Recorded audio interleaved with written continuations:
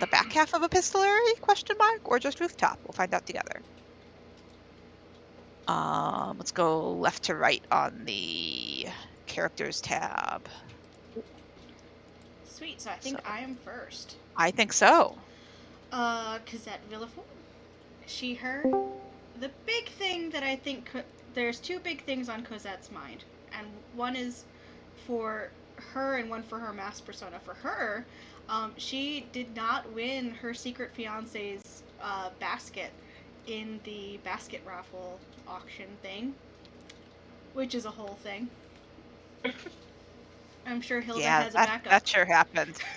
Or something. In her masked identity, she lost her parrying dagger as well as her hat, and has to go talk to her Master Faria and explain how and why she lost her parrying dagger and her hat, and answer for that. Which will probably be met with like 100 push-ups or something crazy. That's a busy day of losing things in various ways. She's lost a lot. She's lost a lot. Just tragedies all around. All right. Was that in the absolutely the terrible, horrible, no good, very bad day? Yeah. She got away. Orchestrating her own misfortunes. Yes. Amaryllis, who are you, and what's on your mind currently? Yes. Amaryllis Featherswallow is the youngest. That last name will never not be funny. No, it will not, no matter how many times we hear it across many characters. Thank you, Allie. That was great. Anyway. Amaryllis Featherswallow is a masked identity who is looking to retire. The most significant thing that happened last time in her civilian identity was that her basket at the auction was the subject of a very heated bidding war. And she is currently excited about the ball, but also concerned for her friend Margaret. And then the masked identity, she picked up a job looking for Captain Sinclair's missing cadet. And we'll find out what happens with that, I guess. Delightful. So can we hear, if Discord is allowing the connection to work now, can we hear just a little bit about what the most significant thing that happened to Fiamma was, or what the most significant thing on Zermind entering tonight's session? Can you hear me first? Yeah, you are audible. Welcome. Hooray! Oh, thank goodness. Like, it kept saying that it's not working, like, giving me the red screen and all that. And I have no idea why. But now I'm here. Welcome. Thank you. Fashionably just on time. Thank you. Okay, so Fiamma ran into Nightshade last week, and so Zermind is actually quite honed in on that dastardly being there and trying to figure out when next they'll meet and how to take care of that problem. And then they had to go to dear Adelasia for help to, heal up, and then had a really, really terrible picnic where they watched. Yeah, it was not a great picnic. They'd rather be crime fighting or, causing the crime. Depends on the day. And it was seeing their mother getting all chummy with Zerex, and then running with Eleanor Culpepper and having a few words, and that were not so great. I don't actually know if Fiamma even had a basket, I'm going to be honest, but nobody bid on that imaginary basket. And, it turned out Eleanor was the one who got Aristus's bid, and he won her basket, and that was a little bit of a sore spot. And that's fine. it. It's fine. Yeah. I need to Fine. I had not processed the mother getting all chummy with Xerax spect to that. And I mean, technically, it was like you were No, patting yourself on your back. So it's 100% true. Like I knew what who both of those characters were to Fiamma, but I did not make that connection. Delightful. Okay, it's fine. Everything is fine. It's fine. Adamantia, what's going on with you? Adamantia Feather Swallow, aka the Flytrap. In her guise as a vigilante, she had a run-in with her old nemesis, the Black Rose, that did not go in her favor. And not only did it go wrongly, but the Pink Larkspur was there to witness it all and then tease her. So it was kind of a rough night. But the good thing is that she is always trying to make herself a pillar of the community and thus joined the Society of Gentle Persons Against Gambling and helped with the big boat race and introduced the the sort of the new girl on the block, Cosette Villefort, to her sister Amaryllis in hopes that they'll get along and maybe make a match if things. And yeah, and of course her sister Adelaide was there, and so she, did her little gnashing of teeth as people seemed to swarm around Adelaide despite all her faults. Also, she stopped child gambling at these festivals, so Gotta set the appropriate tone. Right. Yeah. Now I remember the sandcastles. Yes. And there was certainly also a thing that happened. I'm just remembering Cosette just pretending to be so down for the sandcastles. Yeah. Yeah.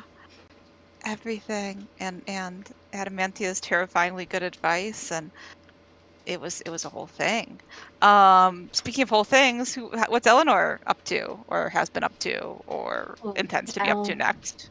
Eleanor. So in her masked life, she's living her best life. She's been having a great time.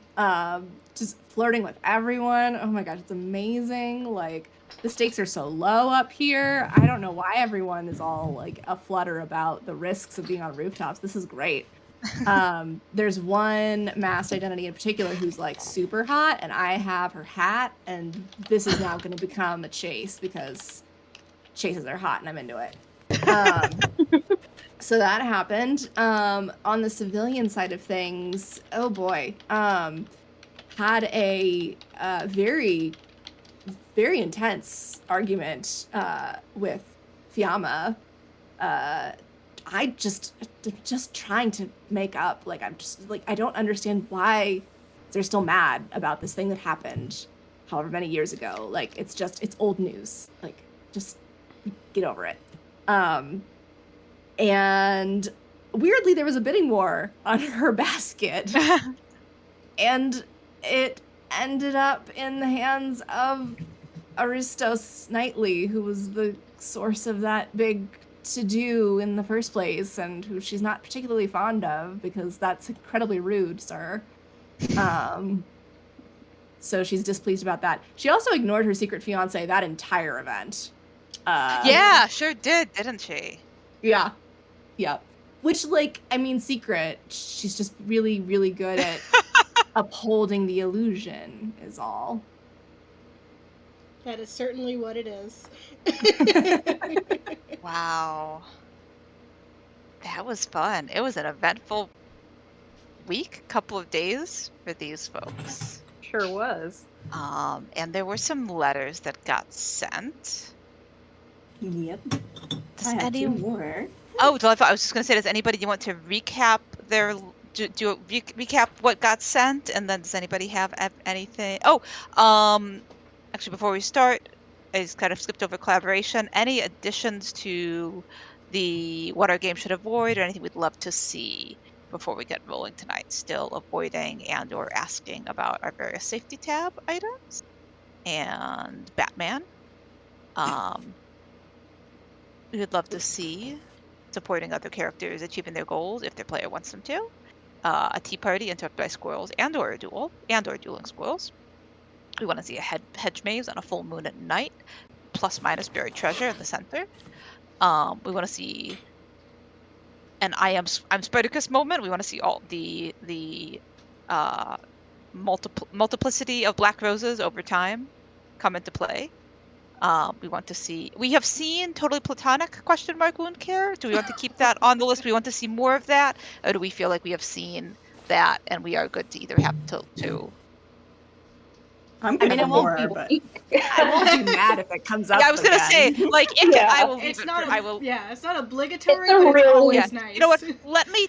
I'm gonna delete it so that we can keep track of the things that we have not yet seen. Obviously, like as much as like these are not the only things that can happen. Like to have as much platonic question mark wound care as you like. Yeah. We'll just try to keep it a little tight in terms of what we haven't seen yet. But yeah, get yourselves nicked up, get yourself cleaned up, whatever you want. That's up to you. We want to see Larkspur and Lunaria interacting as independent entities. I don't remember exactly what that's about. Does anybody remember what we were going for there? For me, that's kind of like they have like the two of them have history as civilians, but like they haven't really had much interaction as masked identities. Ah, And that makes sense. contrast would Yeah. be interesting for me. that would be Delightful. interesting for me too, and that's what I was thinking too. Fabulous. You're on the same page. I don't need Exactly. to be excellent. So very good. And then we want to see Margaret and Amaryllis possibly reacting to the fallout of Basketgate. And we want to see Hilda's reaction to the lack of bids on Cosette's basket. I'm sure Hilda won't have any feelings about that whatsoever.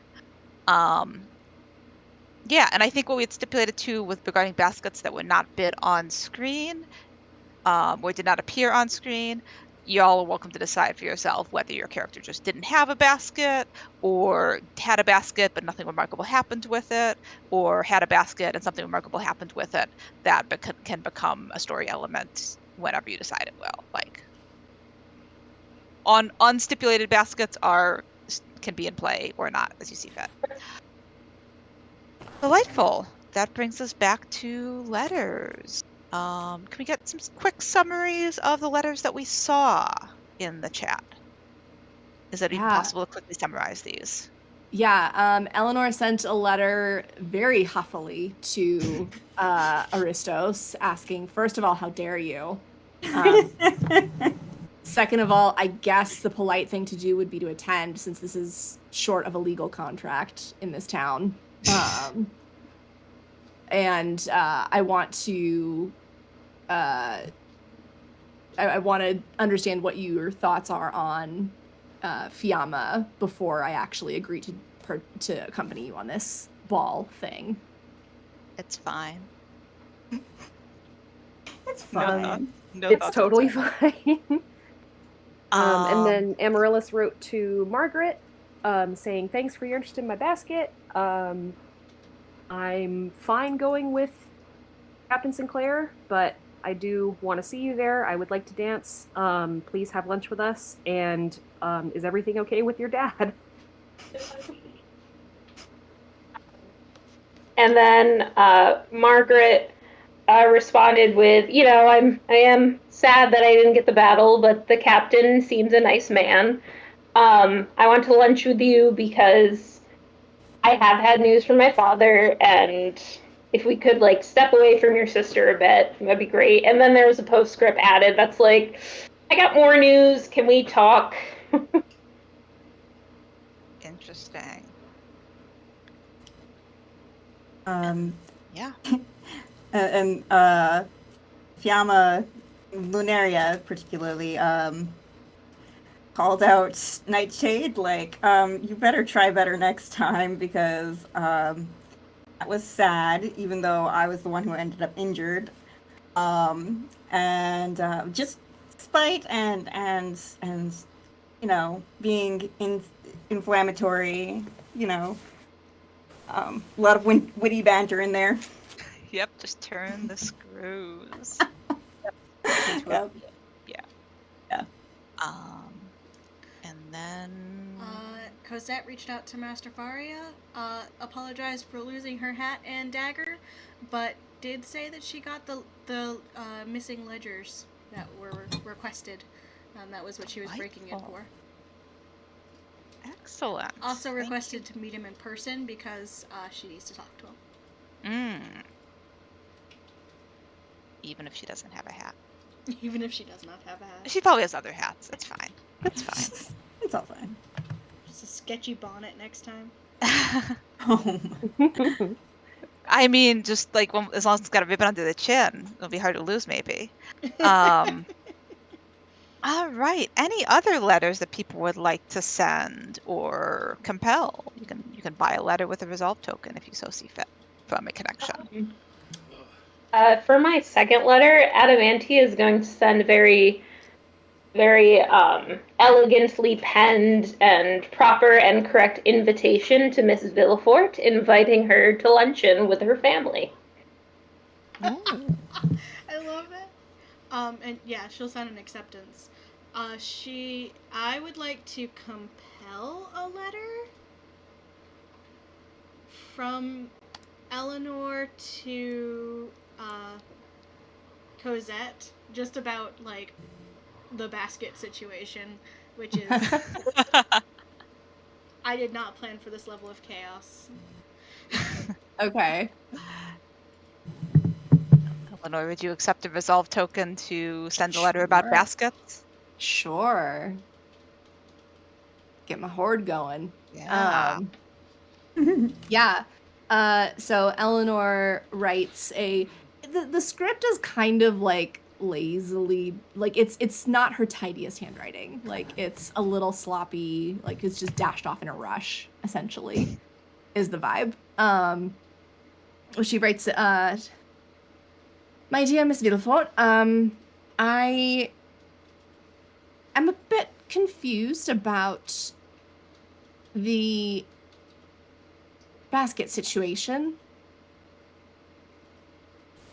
We are acquaintances, are we not? Perhaps it would make sense for us to find some time to sit together and discuss. Oh gosh, I'm trying to think of like how to make this bland for any prying eyes.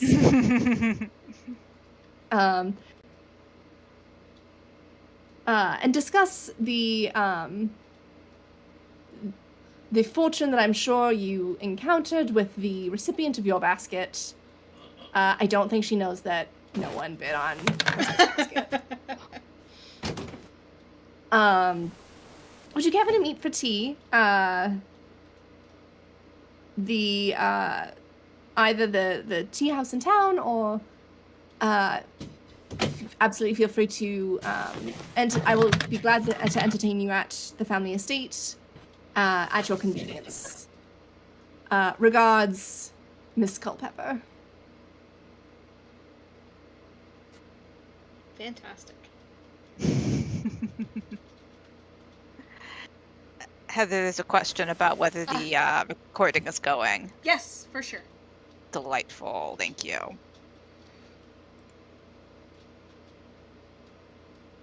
Go ahead, Isabella. Oh, and you do it. Do it. Okay. My second letter is just going to be a real quick note from the Scarlet Petal to her preferred tailor, with a request for another mask and capelet done up in the same style to be completed within a couple of days, if that's possible, and she will pay in full on completion. Delightful.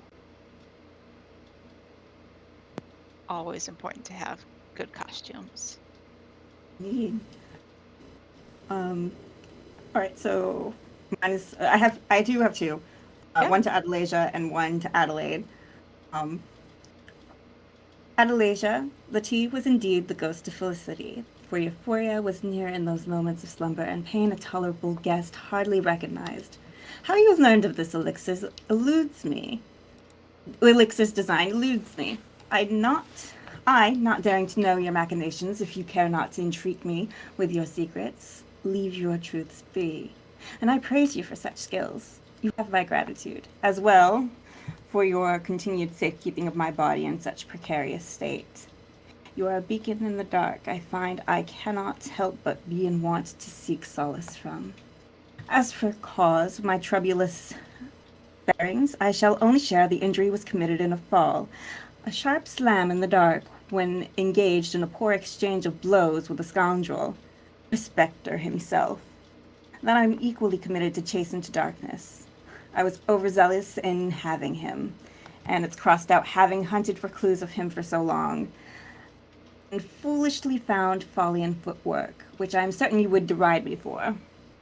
There is hope I shall find him again, intent to bring this fiend to his knees instead of me to mine, and I shall rejoice after my dealings done. Pray for that.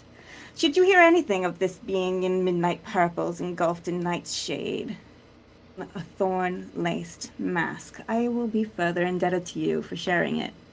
Forgiveness is asked for the distress I have caused in my visitation. I shall be mindful to try and burden you with only my humor and less injury accompanied by destroyed bits of clothing all about your rooms.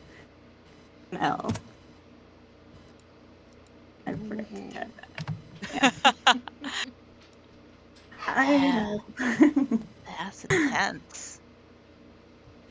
feel like it's always fun to go a little for the jugular in letters. Yeah.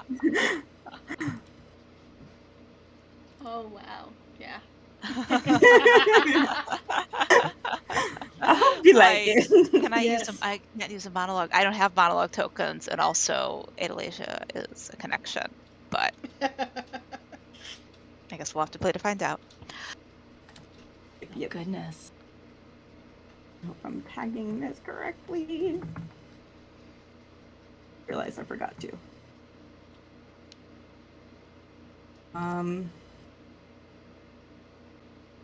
Then the other one, me going back and forth. I'm so sorry. Does anybody else No. have another one? I do. I'm still putting it together in my head, though, so feel free to go for it. Green with Okay. As long anybody else? Quiet session for Cosette last time. Go for it.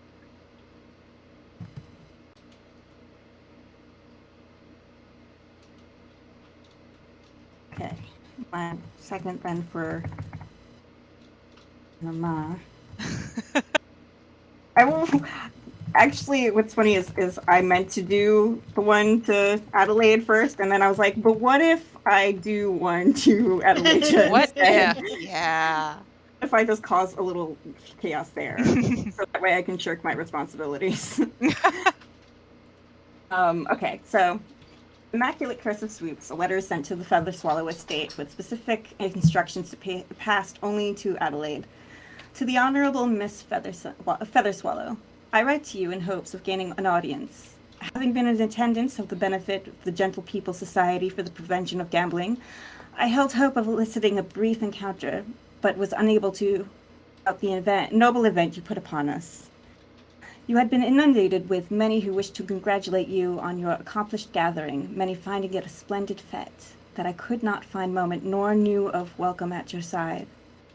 This is not the first opportunity I had wished to take, though endeavor to take a more discreet route to you.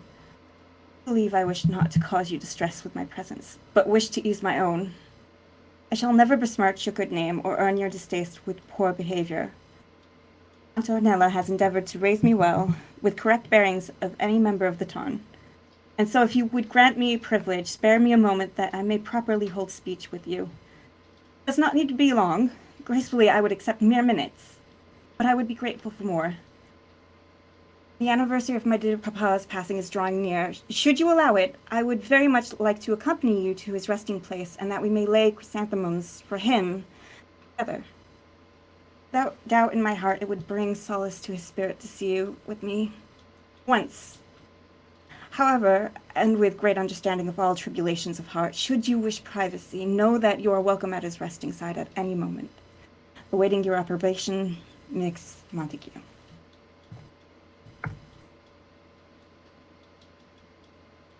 Oh.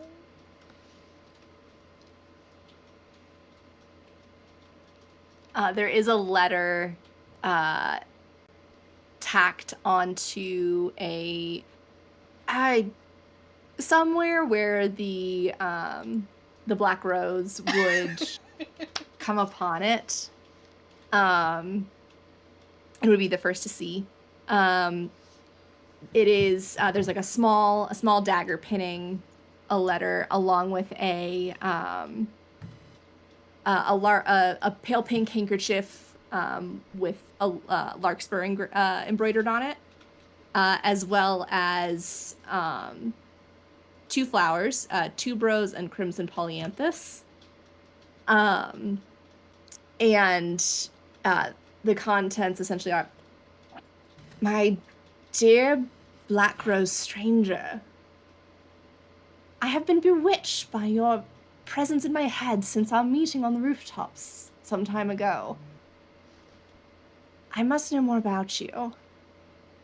You've absolutely fascinated me with your banter and the way you carry yourself across the rooftops.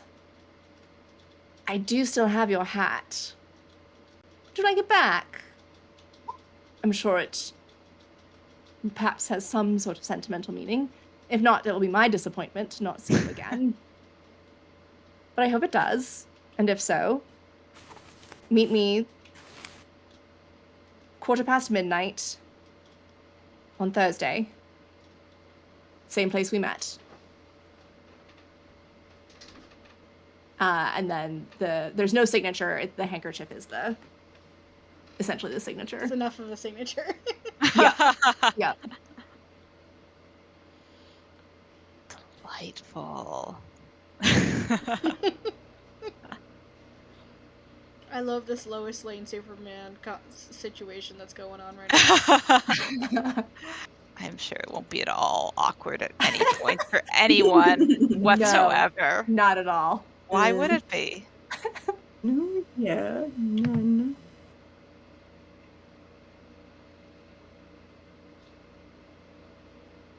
Any other letters that anyone would like to present? Just vague acceptance of all invitations. All invitations, whatever they are. Yes, and energy. Yes, and. Excellent. All right, hearing none, I will mark off epistolary and we can move towards rooftop phase. Again, thank you all. I will leave in your hands whether to what degree you all would like to just sort of avoid the connections I would normally play versus using them, played by whoever wants to ham it on up as whoever they are. I am delighted either way, and thank you. I want Masticaria. Do we want to do? I was going to say we can. Do you want to do a second round of bidding where we all take an NPC? Or... Yeah, I was going to say we can issue them out as we go if they come up, or we can do that now as people see fit. That was just a hiccup. That was no indication of either way. All right. I would be happy to take either Hilda or Adelaide, because I'm not going to talk to myself when I meet Aristos, and I can't be my own mother. I mean, well, that does seem complicated. Okay. I will. Oh, go ahead. I was about to say I would love to take Adelaide. Also, Cosette has no direct connections to Adelaide at the moment, so it's unlikely we'll be in a scene together. Okay, I will take on Hilda then. I'll take Aristos.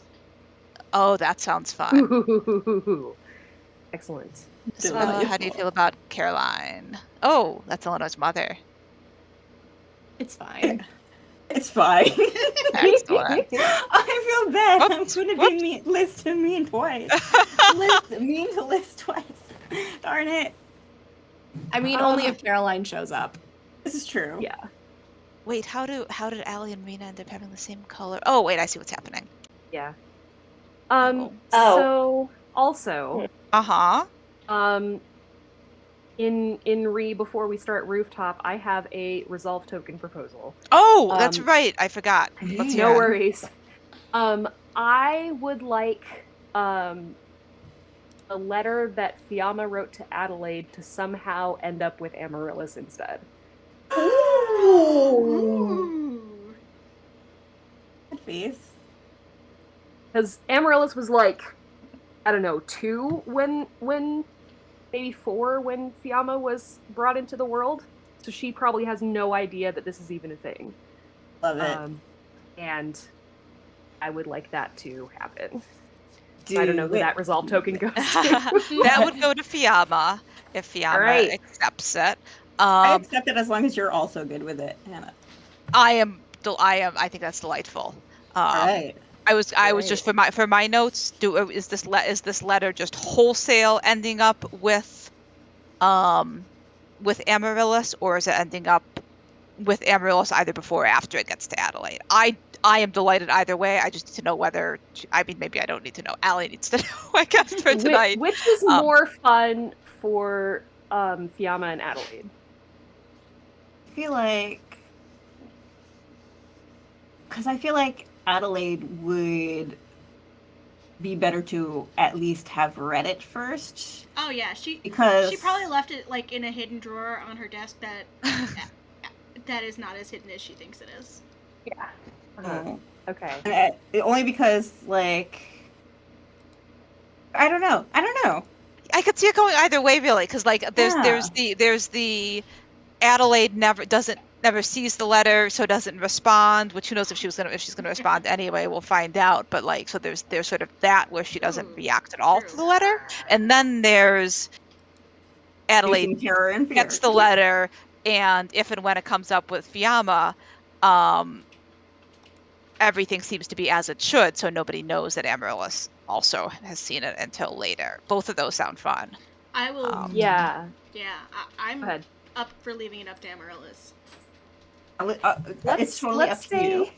Let's say Amaryllis has done an initial sweep of Adelaide's office in preparation for making plans with Cosette, and that's when she sees it. Okay, so Adelaide has read the letter, and then Amaryllis finds it. Mm-hmm. And that also wait a hot minute. The person who was assigned to deliver it did their job and doesn't need to be that isn't in trouble. So that's nice. Perfect. That's fun. So resolve token to Fiamma. Me using a resolve token. That is a good one. Remember, connections also have resolve tokens. So if there is something you would like to have happen that's in the interest of connection that you play, you may spend their tokens as well to advance their interests. Any other miscellaneous things we would like to, like housekeeping notes before we launch into a next rooftop phase? Hearing none, let's launch into a next rooftop phase. Yes. So each of you gets to frame a scene or vignette of your major character or connection that you play doing masked identity things. Or masked identity adjacent things, or pursuing your masked identity's interests. But yeah. So I admit this is more of a Batman inspired, but you know how he just like appears? Uh-huh. So I would like the flytrap to just kind of appear when poor Sir Cornwallis is just trying to do some late work, and they can have a conversation about the Black Rose is out there, and we need to figure out a way to lay a trap. All right. So this is. I'm sorry. Who was I heard Sir Cornwallis' name and got so distracted. This is the flytrap connecting with Sir Cornwallis? Okay. Yeah. Yeah. So Sir Cornwallis is he's at his desk.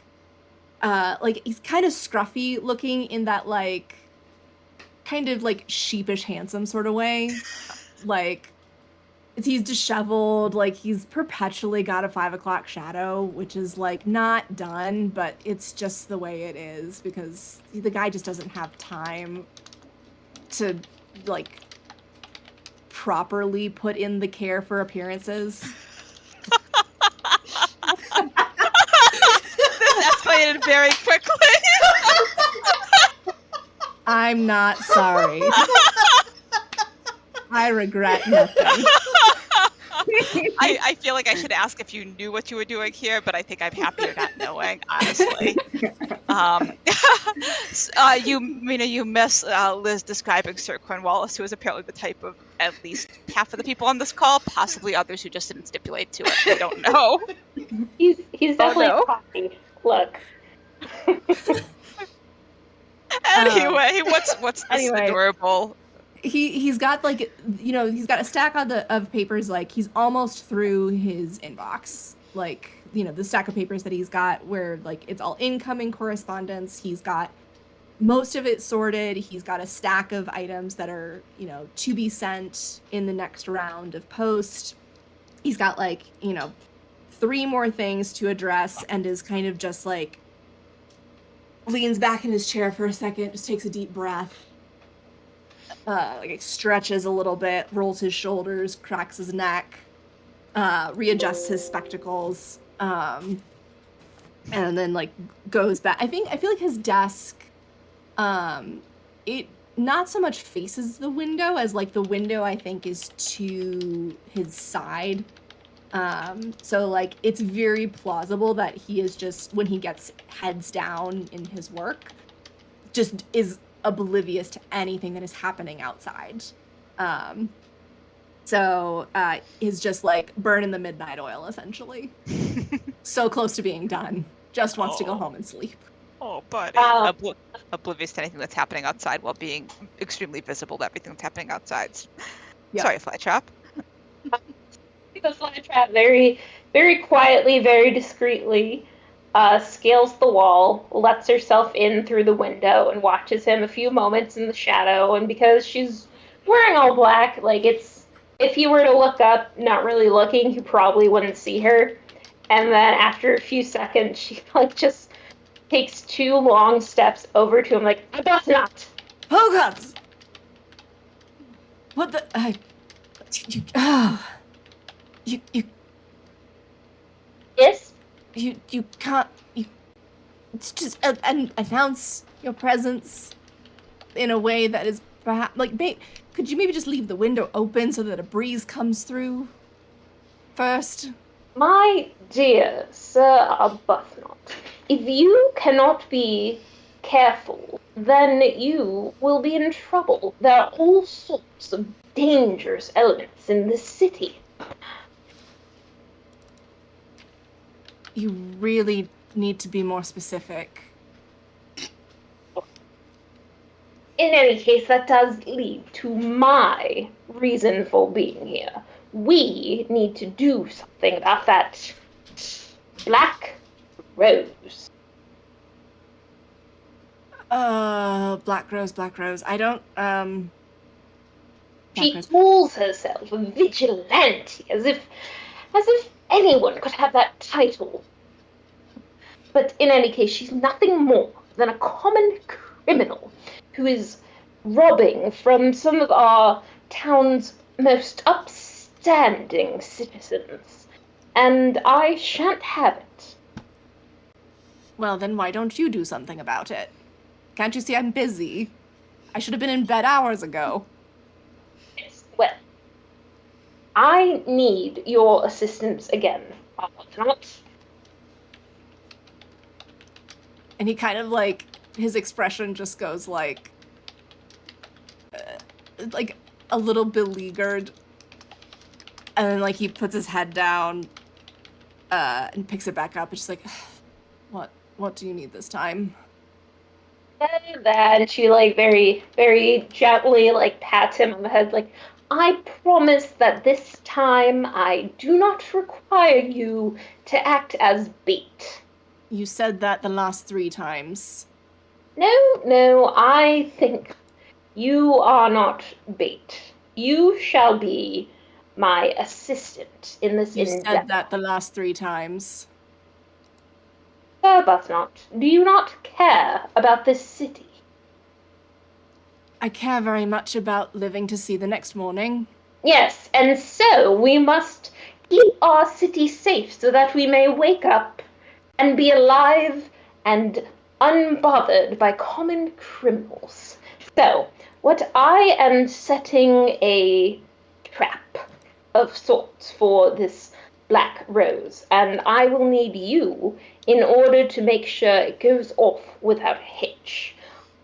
So, tomorrow night at 9 o'clock, you will report to the clock tower. Which part of the clock tower specifically? You will report to the back entrance and wait for me, and from there I shall explain your role. But I do promise, you will simply be a lookout. You will not be bait. I swear upon the Prince Regent. Have you ever met the Prince Regent? No, but I suspect I will someday. He kind of like side eyes her. The last 3 times that they've been cornered, it hasn't really so much been them being cornered as it is so much me being blindfolded. Another time where I was thrown into a sack, another time where I was thrown into a carriage. All 3 times definitely was bound at the wrists, once at the ankles. Yes. Is that what it is to be cornered, or Why? am I misunderstanding? No, well, it seems to me that we should probably practice again. As I told you last time, when someone is binding your wrists, you must flex. Here. And she takes out some rope from her pocket. She's like, should we practice? And he like kind of just like does that like boneless arm like offering in front of him, just like dangling his wrists limply, like there's no point in fighting this. Yeah. And in fact, there is a propeller spin as they spend the next 15 minutes going over. Finally, like she's done, she's like, now, it's rather late, Arbuthnot. Why are you here? Because I still have work to do in my actual job that I get paid for. Yes, underpaid, I think. You should ask for an assistant. Who is going to give me an assistant? Oh, I don't know. I'm sure there's someone who could advocate for you. You're well liked, aren't you? Well, it depends on what you mean by liked. If you mean, am I an insufferable brown noser? Then no, not so much. Yeah, but you're genial, and she kind of like waves at his face, like you've got, there are people who, if I were interested in men, I would definitely rate you at least a catch, and even the people who are not after you for that reason must find you charming and handsome, right? They find me suddenly rich, which has definitely increased the number of conversations I've found myself a part of as of late. Oh, yes, and she kind of clears her throat. I, of course, in my day-to-day life, I do not participate in society at all, so I wouldn't know that. But yes, well, So I do think we should live in a world where one's merits are what one excels with. But of course, there are times when having funds will open doors. So if you have money and you're able to open a door or two to free up your time, why not? There is something idealistic in my head still that wants to believe that having a position among the people will accomplish something. Yes, well, that is why I go to you and not other members of our government. not, of course, by which I mean the local government. I have nothing against the the Prince region, of course. I simply mean that there are certain individuals in this town's government that I think could stand to learn that their merit is not meritorious. But I digress. Anyway, I He must kind of get. like squints a little bit when you're like, the merit is not meritorious. Like, what the hell is. Yes. Now, and she gestures to the coat rack with this coat. Like, now, look at that. You should at least get a new coat. And then as soon as he looks away, she does Yeah. her disappearing act. Yeah, and he goes, but that coat served me well, and then turns back. She's like, I don't know what I expected. Yeah, that's she's done that the last 4 times that she's visited. That new cape of hers is, she's very proud of it. I don't know, and like, just talking to the air, realizes that he's talking to the air, and then like just goes back to his work. And the camera pans away as Sir Cornwallis turns yet another page. And we see that the stack of pages remaining is smaller than the stack of pages turned, but not small. Oh, am I adding Sir Cornwallis? Someone takes Sir Cornwallis shopping? Is that going on the... I'm adding it. I want to see it. Yes. Yes. Fantastic. Inspired. Anything Bring else up either of myself. you would like from that scene? That was delightful. I thought. Yeah, I'm good. Thank you. What else would we like to see?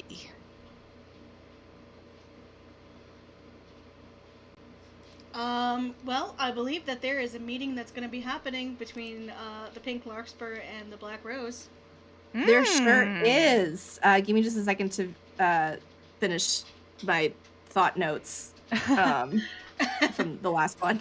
Oh, So showing up at Clock Tower, back entrance. When was that happening, Allie? The clock tower is tomorrow at Tomorrow. 9. Okay. At 9. Great. Definitely won't Get kidnapped. get kidnapped. Again. Excellent. Okay. And that was Larkspur and Cornwallis. Flytrap and Cornwallis. Flytrap, thank you. I am Larkspur and the Yep. rose. All these flowers. There's Many people are typing. Several people are typing. That's one of the joys of the recording, right? Is you don't have to take It's notes. true. Yes. It's true. Okay. I have a backup recording going as well. Ooh. So I have the one that's being automatically broadcast, and then I have a backup recording going too. Backup plans for your backup plans. And I will add a Flytrap Lunaria scene to the list. I don't know if you want that this time or next time, but it's on the list and we can check into it. Anything else that people want on the list before we have the Rose and the Larkspur meeting? Can I add to the list for after this a vignette about the Scarlet Petal investigating the disappearance of Marcus Sewell, leading into a short scene between the Black Rose and the Scarlet Petal? Scarlet Petal investigation into scene with Black Rose. Yeah, on the list. Yeah, it doesn't have to be super detailed, but I do want to see if she finds anything relevant. Sure. That sounds fun. And Allie, anything you would like to put on? Oh, wait, that was your scene, wasn't it? Yeah. I put it under Liz's name because she was talking at the time that I was making the list. Liz, anything you would like to put on the list, or would you like to? Mine is the Larkspur and Rose scene as well. Okay, Heather, anything you would like to put on the list? Black Rose and Master Faria. Thank you. I got there eventually. Just keep naming people until we get to someone who hasn't put them on the list yet. Awesome. All right, then here is. Whoops, computer. You're giving me every window except the window that I want. Is everybody throwing in scenes they want to see, or my brain missed that? Yeah, just throughout. You can, if there's something you would like to see. I don't know if Allie's up for that, for a Flytrap Lunaria, but that I'm sort of interested in seeing. Yeah. And the other one is definitely trying to chase Nightshade again. Need to find out, truths here, So those are the only two I can think of. Okay, I'm gonna try to keep it to one per person to keep ticking through the scene, ticking through the phases. Do you have a preference of those two? Wasn't sure about the one that I threw out earlier of Flytrap Ah. Lunaria, so I was like, Yeah. Oh. Yeah, I'm down for it. Okay, cool. And I will add a parenthetical plus minus chasing. Oh, Allie's both of those people, aren't you? I Plus mean, minus chasing Nightshade, question mark? Yeah. If you want to transition that into something. Yeah, look, I am up for it. All right, wonderful. Allie for wants the to do moment, I was like, advanced acting. Yeah. Thank you. Awesome. All right. Any thoughts on what I think we had potentially been looking at Larkspur the Black Rose as the next scene. Is that what we want for our next scene, or do we want to go somewhere else first? That is fine by me. Heather, you want to do that scene? Okay, cool. Yeah. And then cool. She would definitely meet with the Larkspur to get her hat back before she meets with Master Faria anyway. Yeah. Larkspur is waiting there for her, just kind of like twirling the hat around a finger, and just playing around with it, like being very visible, just like leaning against a chimney, without a care in the world. Yeah, and I think that the Black Rose will approach. She's kind of got her red hair bound back and like into a kerchief to try and cover it. It's not doing a good job though, because definitely some curls are escaping. So Larkspur sees her. Oh, you looks at the hat. You need this badly, don't you? Of all the pieces of my clothing to steal, that's probably the least interesting.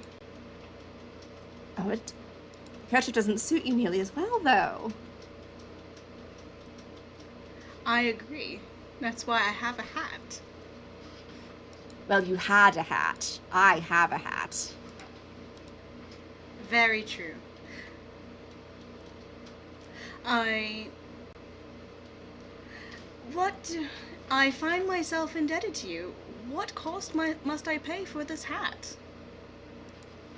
Well, she kind of like puts her hands behind her back with the hat. You must play a game with me.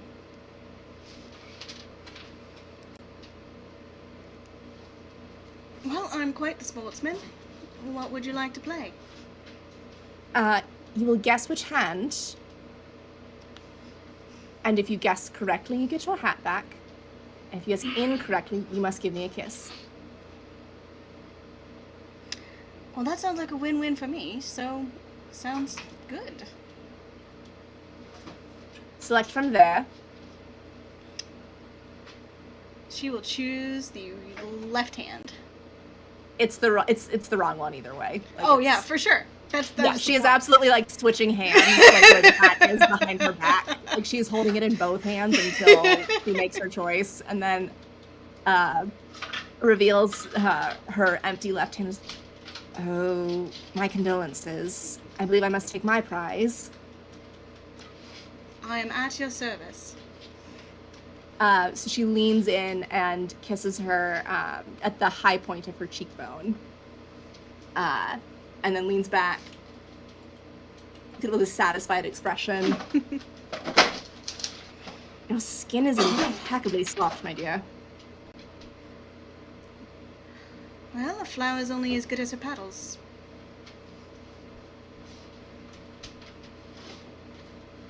Would you like another try? Another go at it? I certainly would.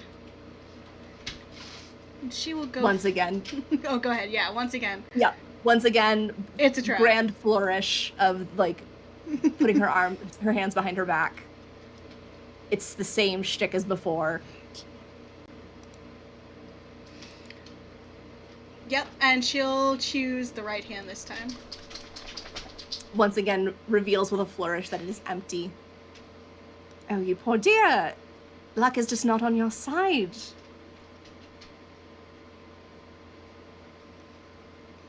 Some would say so. Another wink. Oh. You flatter me. And she leans in, kisses her on the nose, draws back. Well, I'm sure you have more important things to be doing this evening. Unfortunately so. Well, you should get better at this game then.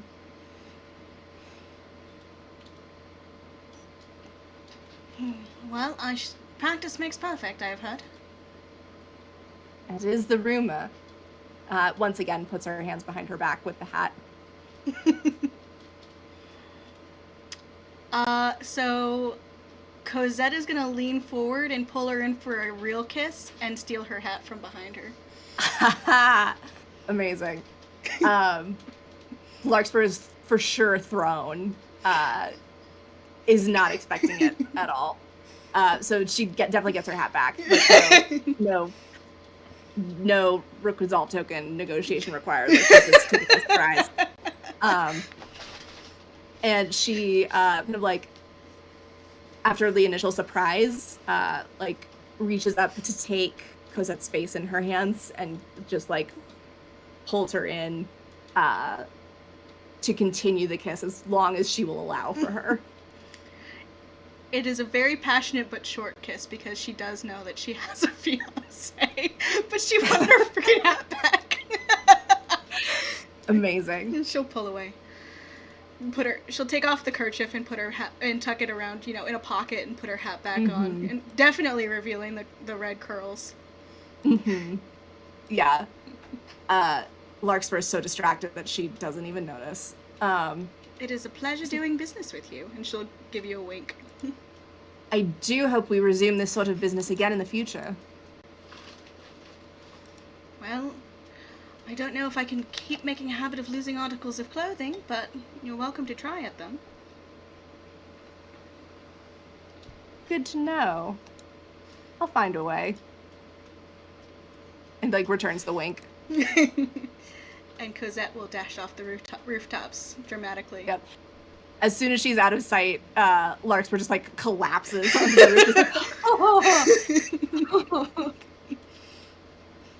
Just, like, just like absolutely like catching her breath. Just like, that went much better than I anticipated. And I'm good with the scene there. Delightful. Heather, anything else you No. would like from that scene? Actually, she's gonna get a couple rooftops away and then duck behind a chimney and go, okay, that happened. Right. That happened. I have a fiancé. A fiancé that's not very happy with me right now, but a fiancé.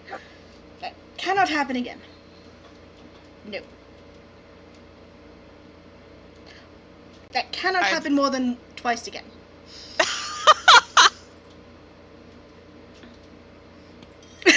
And I think that's where the scene ends. Amazing. Cosette, Thank you, Heather. The Black Rose may kiss the Larkspur once for every time the Sir Cornwallis gets kidnapped. Well, that was delightful. Let's look at the list. There it is. I had to scroll past a lot of exclamation points. We have Flytrap and Lunaria plus minus trying to run Nightshade to the ground. We have Scarlet Pearl investigating as a vignette transitioning to a scene with the Black Rose, and we have the Black Rose with Master Varia. Do we want to do drive Flytrap? Oh, thank you. That's the thing we can do. Do we want to do Flytrap and Lunaria to give Heather a breather? Yeah, that's great. Yeah. I do need to stop the way Awesome. for about 20 seconds. All right. All right. So where do we pick up with those two? That's a good question. I feel like Yama's probably causing a little bit of trouble, but where do you think you are? Wait, where are?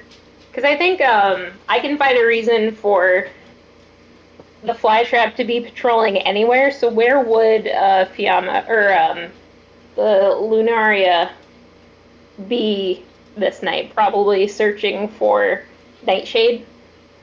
Probably. Okay. Also picking up exactly where they left off. It could. We have docks. No, we don't, because we have only a small little river. Yeah, we have probably like one or two Yeah. docks. I mean, just we have enough all that construction work where there's at least one illegal gambling done. So Yeah, I was just there at the other one. So as long as I think it was fine. yeah. We do know that Aristos did a kidnapping there. So I could be other investigating day. the kidnapping. I could be investigating the kidnapping. Figure out what he's up to, what he wants. Asking who the person is that he kidnapped. Their whereabouts. Yeah. Okay, I Maybe have starting a fight or two with people who don't answer questions so well and want to get back to their misdeeds. Yeah. In fact, I think just as they finish up, maybe throwing someone aside, like who's now unconscious because they were, or maybe like rough them up a little and then like get out of here. One of those. I think that's when the flytrap drops down in front of the Midnight Lunaria with her sword drawn. It's like, I thought you would be one of the good ones, and you're here making trouble. What about this makes you think I'm either good or bad? I'm curious.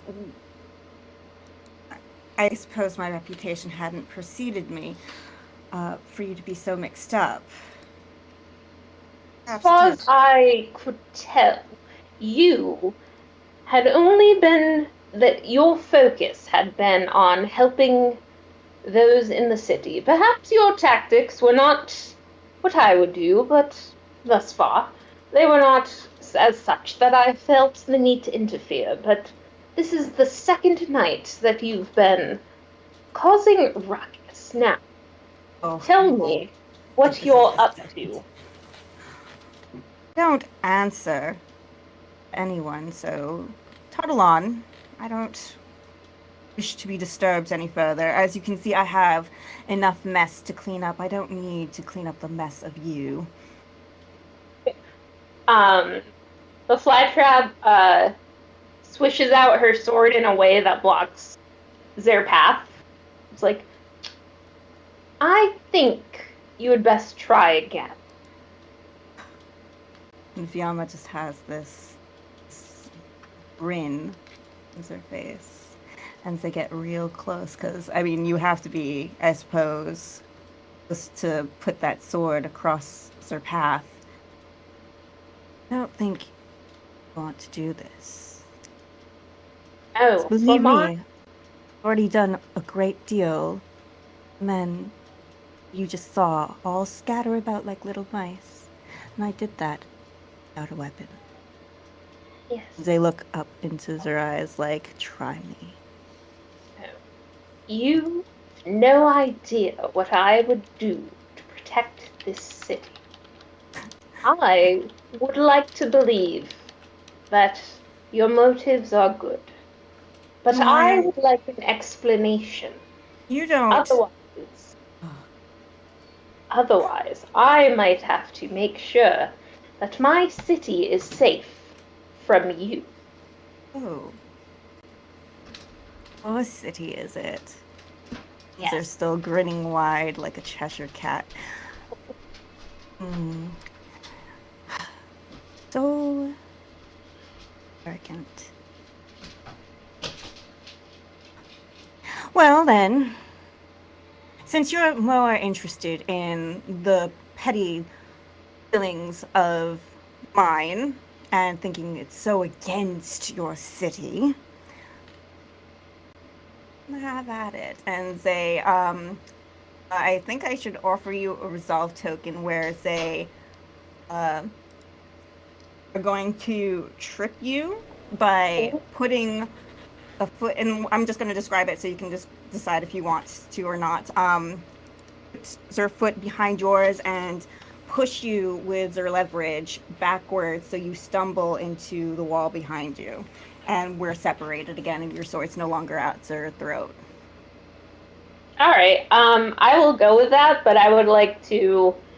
I think I want this to go into like a cool action sequence. Absolutely, I'm So for it. yeah. So momentarily on the back foot, but then immediately like, oh, it's on. All right. Did you Yeah. want that resolve token? Yes, I do. I need them. Okay. Let me know if this is like this is feels like it is likely to escalate into a full-on conflict versus a cool move, and then more something else. Yeah. Okay. I think I would like to propose that maybe we can describe a couple of beats of this action sequence, and maybe that's when it turns into you think you might see the nightshade, and then it becomes like a you're chasing the nightshade, I'm chasing you. Perfect. Because I think if the nightshade came in and honestly Fiamma is just like, yeah, this is small fries. I don't care. I'm going to go after the real issue here. Right. Beautiful. So how would you like to pursue that? All right. So, Flytrap gets on her back foot, momentarily separated, and you see a gleam in her eyes behind the black domino on her face. And she's also, I think she's wearing a wide-brimmed black hat. That feels correct. And I think she charges forward, and there's a bit of, the parrying, the 1, 2, 3, 1, 2, 3. And I think we're near scaffolding, so I think it becomes like a bit of a parkour fight. Wonderful. Fiamma will be using it to do scaling up the wall and flipping over, going around your blade underneath without even drawing their own. They've got their hands behind their back pretty much. For every thrust they're dodging, they're toying with you if that's okay. Yeah. Wonderful. Yeah.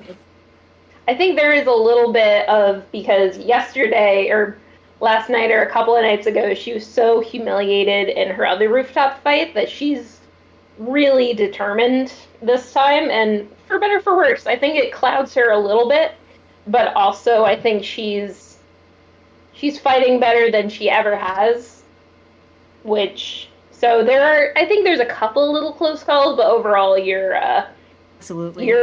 Yeah, you're still clearly in control right now. I will suggest there is one close call where it's so close to Fiamma's face that almost cracks their mask, but it cuts a few strands of their hair from the curls around their mask. Yes. There we go. Yeah, and then I think that's why the fact that Adamantia is like, oh, they're still besting me, and they're clearly, they have the upper hand. And then I think at that point, that's when they see a glimmer of something that looks like Nightshade, since I'm also playing Nightshade.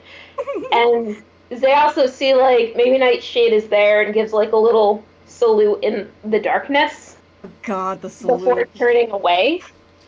And that's why it's so strange to Adamantia that suddenly I think that's when you could probably just be like, oh, fuck this, I'm going after him. She's like, Mhm. wait a minute, what's going on? Perfect. So what I'm going to suggest then for us to be really, really close at that moment, and I'm going to have Yama, like, as soon as they see, uh, I would love for you to like try to swipe at Fiamma at that moment. They do a it's like a back handspring, but slip into a like intentionally slip into like a split and launch herself back up as soon as they see Nightshade and just be like, sorry, but I've got to go. I've got a date with Knight over there. I beg your pardon, we are not done. Oh, we so are. I'm getting tired of your. I don't even know what this is. I will leave you to whatever it is you're doing and figuring out whatever you think I'm doing, and I will go off. Now see here, and I think as she gets in your face, and I think that's when you make your little that's when you make your escape, and she's like, what?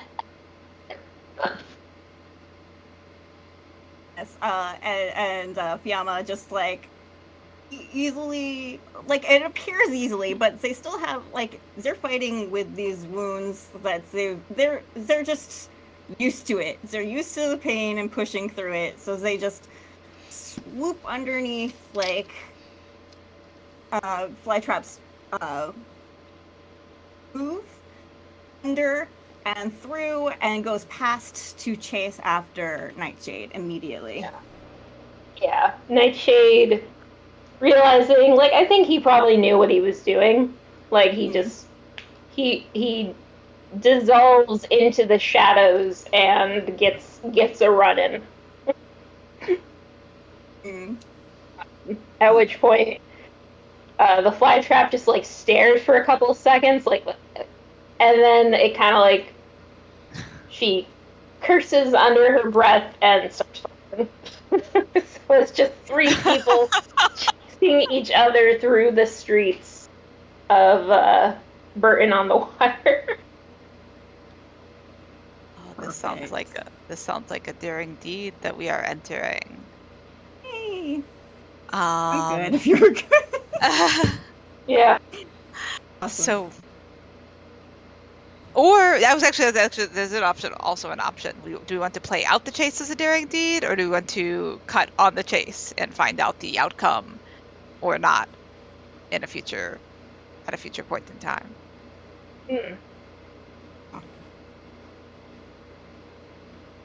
Which would make a resolve token negotiation at the future point in time that somebody wanted to invoke it, I think. Yeah, I'll defer to you, Isa, since this is your scene.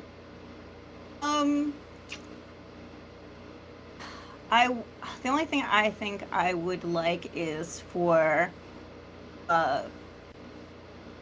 it to end with a close call. Whatever we plan to do, end with a close call where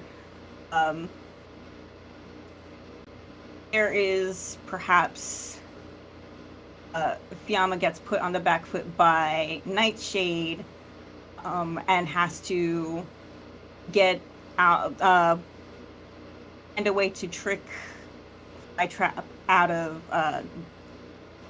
catching Lunaria. I think that's the only thing. It's the only thing I can think of that I want. It's from that. Then I think that at a certain point, without any warning at all, Nightshade stops and turns it around with his sword drawn to kind of try and catch you off guard as you're in chase mode. Mm-hmm. And he just charges. Beautiful. In that case, Amma is going to this point, let's see, a charge. We're going to take out Sir Gun and use that to block the blade.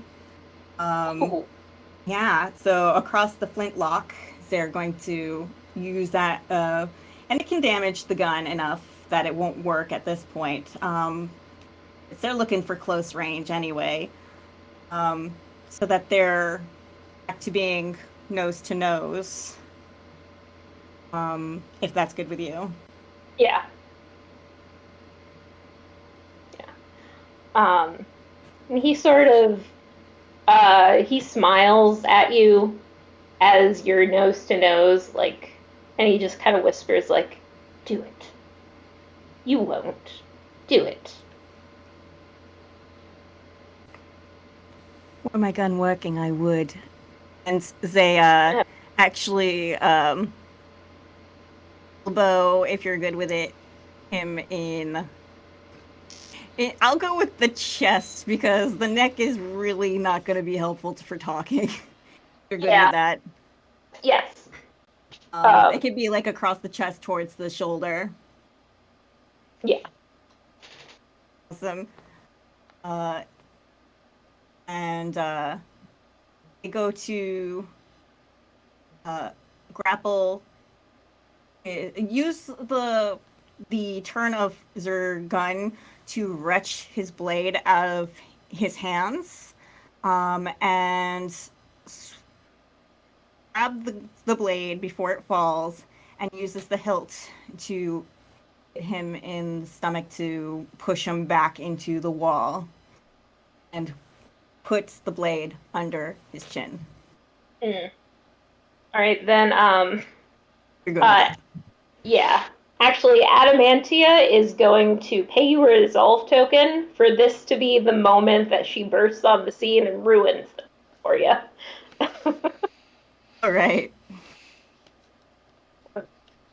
So she appears, as far as, I mean, like, I think she doesn't know who the Nightshade is, but she sees you with a masked person up against the wall, and it's like, I don't know what's going on, but it doesn't look good.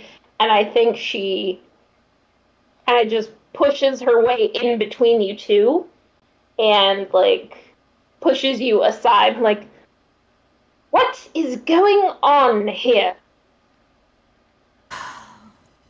As I said before, this is none of your business. Now keep your trap shut, and your feet should scurry yourself away.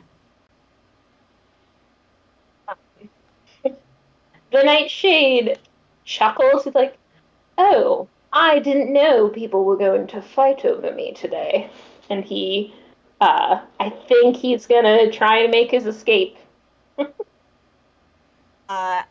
Sama is going to use, if this is okay, another one of those stilettos that they have recollected from the other night, and throw it so it impales that purple frock coat, so I can enunciate that so nobody thinks I'm saying another type of coat. Against the wall. Say, do wait your turn. I apparently have a queue going on, and I'm not done with you.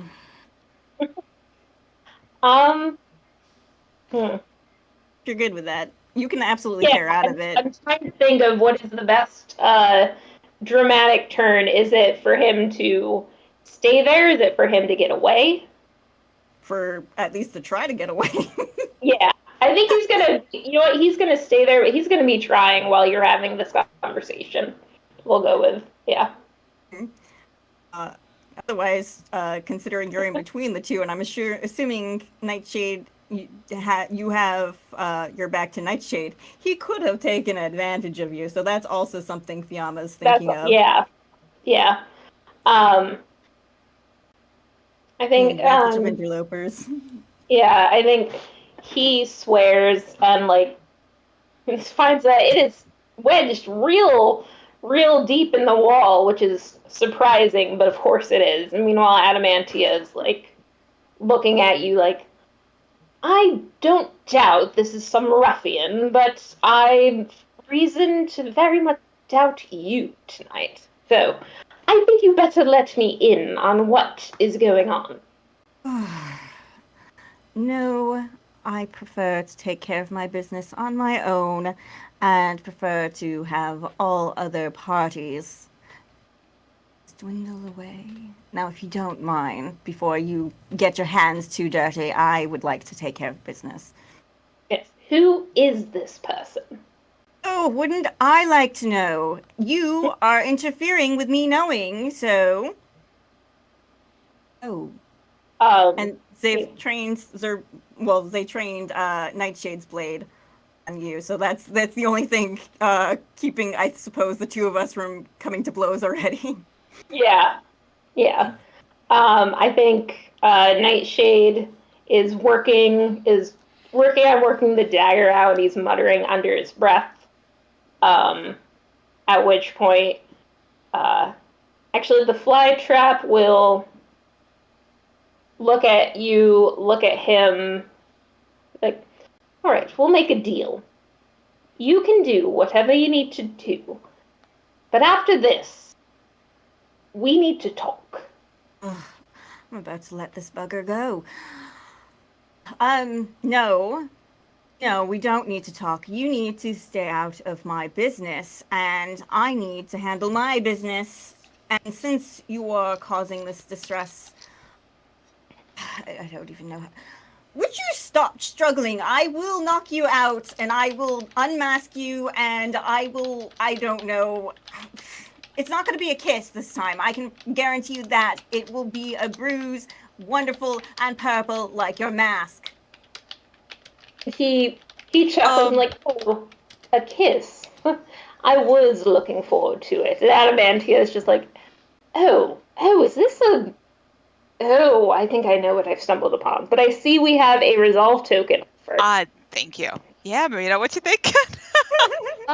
I would, let's see. Amaryllis would like to offer Fiamma a resolve token for Nightshade to get away, but leave a scrap of purple cloth attached to the stiletto. Perfect. Wonderful. Yes. Absolutely taking it. All right. Yeah. So as Adamantia like wrinkles her, is like, is this full? Oh God! And then she's kind of like her. I'm so sorry. This is embarrassing. And as she's saying it, she turns and she sees, and you both see Nightshade just running away with his torn coat. Oh, goodness gracious. If that is what it would have taken to get you to leave us alone, that would have been great, and I could have possibly murdered him and gotten my answers. But no. You had to, I don't even know. I don't care. And he's gone. And Fiamma is absolutely, if this is okay with everyone, just chucks her damaged gun in the direction that Nightshade has gone. It doesn't have to hit, but it would be funnier if it hit, just to be like, I hate this. This is not my night. Just to hear a little yelp. Yeah. Oh, and then continues. That's exactly. Like, this is not meant to go anywhere. And we have a monologue token for Adamantia, Liz. And do. what point would you what monologue are you looking for here? I'm looking for the point where what's his face? Nightshade mentions like, oh, we, the kissing. I forget exactly what it was, but like that point. Yeah. Like that realization of like, oh, something else is going on here. I would like to know what she thinks is going on here. I think she has a moment like, what I know about the Midnight Lunar is they are very fierce and take care of things and very, very mission oriented. So I would not have expected them to engage in some sort of masked flirtation. Of course, you Adamantia did engage in a masked flirtation not too long ago, but you did not mean to. Simply, the Larkspur was just teasing you. But still, you may have misread this situation, and if so, this is horrifying that you did not catch on to this. But they seem so angry. That can't be it, could it? And like, there's a beat, and like, but I mean, there is a certain energy here, isn't there? Oh no. I think that's the monologue. Wonderful. Amazing, thank Delightful. you. Anything else that any of the participants want from that scene? No, just for Fiamma to, Linaria to be like, next time you care to interfere with other people's business, how about don't? As they go off into their own direction. The fly trap, for once, lets something go. Oh, Like, you know what? I will talk to Zem another time about their tactics. oh, amazing. Poor fly That was trap. so much fun. Thank you, Allie. It I hope that was as much fun for you as it was for me. was pretty great. Thank you. Delightful. So that leaves us. I was also looking at the time. Do people want a break now, or do people want the Scarlet Petals investigation and scene with the Black Rose, and then with the Black Rose, the scene with Master Faria? I don't actually know in which order we want to have those. Um, but the question was, do we want a break now, or do we want to close out Rooftop and then have a break? I see votes in the chat for a quick break. Oh, Yeah. I hadn't scrolled down. Thank you. Okay, cool. Let's take 10 now and reconvene at 20 past the hour for the main rest of Rooftop.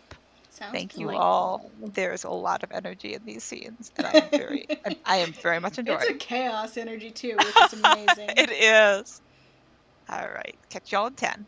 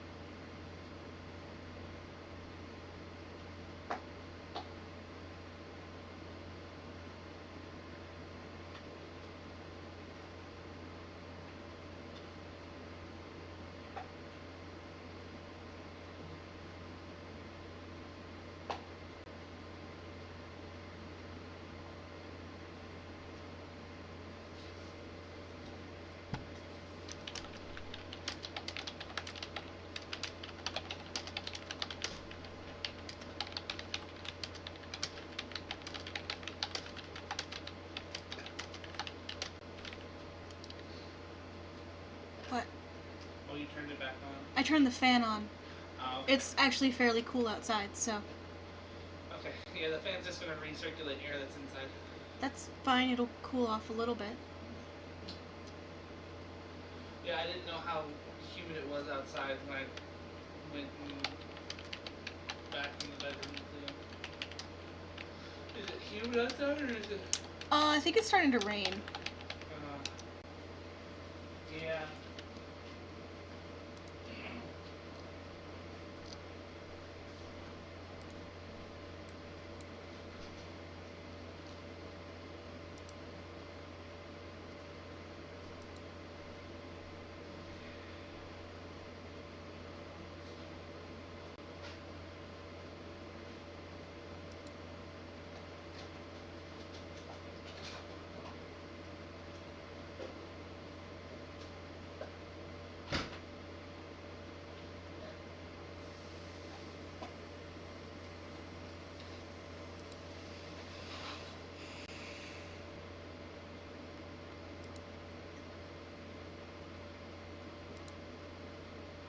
Looks like everyone is back.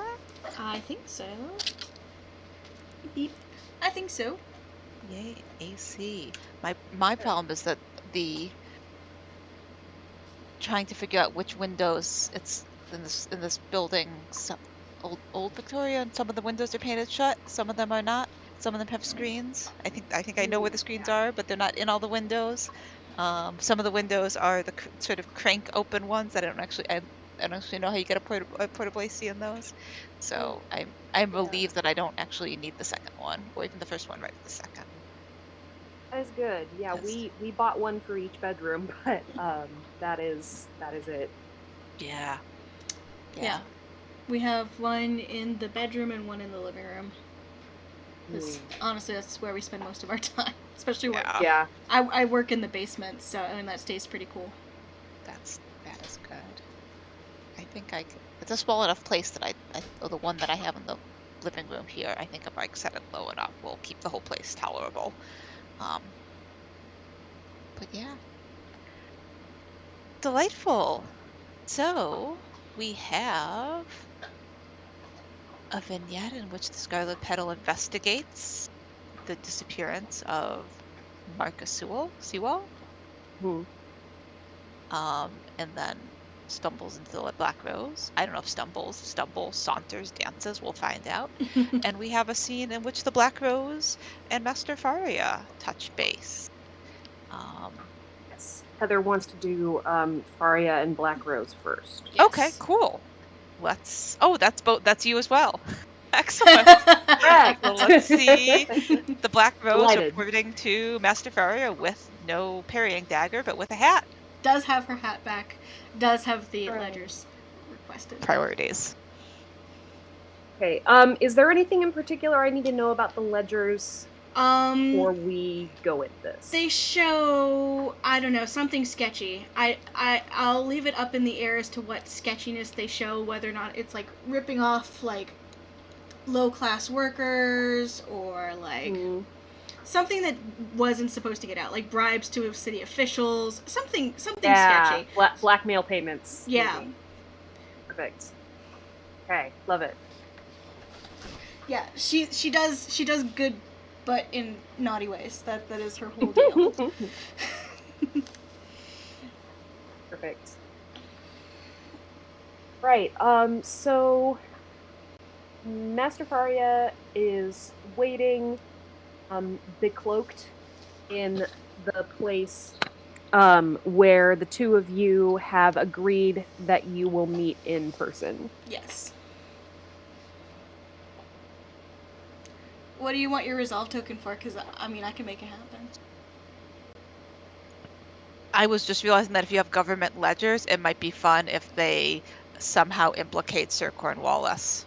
Not to be clear, I am not proposing that Sir Cornwallis has done terrible things. I would never do that.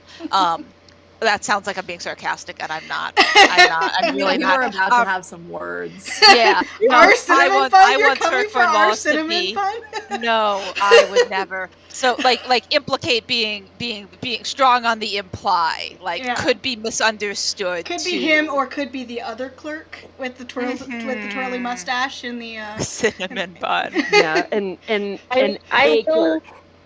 I will throw out there that he possibly works with Adelaide, so Oh, Could Adelaide have been. could be framing him. Yeah, Yeah. like maybe he signed off on Oh, something no. that There's is a lot that totally. he doesn't know. We're just pinning everything on Adelaide. Yeah, and like Ford. it's Yeah. totally innocuous and maybe even good in the face of it, until you have the 7 other pieces, which that the Black Rose has been collecting over time, that makes the innocuous and even good thing that he signed off on the linchpin and something else. Oh, that'll be good for heading into the ball scene too, because if we have some, Yes. that'll be add a little attention to it. Perfect. All right, sweet. We'll make that happen. Yeah, she will drop in to Master Feria. I did at least get the ledges. Do see you got your hat back as well. Well done. It didn't cost very much, just a little bit of time. Master Feria kind of looks at you as if wondering how much exactly is hiding behind that innocuous comment, and then decides it's not important. Because clearly, you came out of it unscathed and re-disguised. Yeah. So, which is the important thing. Inside Whatever you do in your check. personal life is none of his business. He don't give a fuck. He holds out his hand for the ledger. Have you had a chance to review it? A little bit here and there. She'll hand it over. It doesn't look good. I mean, it looks good in that it is definitely what we are looking for, but... For us, not good for the person who wrote the ledger. Yes. Right. What have you found on your initial review? It looks like Sir Cornwallis. I don't know if you're familiar. But he doesn't look like he's very clean in all of this. Whether known or unknown. Master Feria looks through the ledger to see if he can find the place that you have indicated, and then nods shortly. He did just come into a great deal of money very recently, too. And money Title. is corrupt the best of us. Well then, you've done well. I will review the ledgers in more depth, and we can meet again to figure out our next step.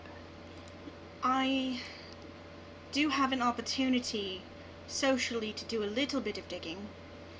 I do manage to keep a face that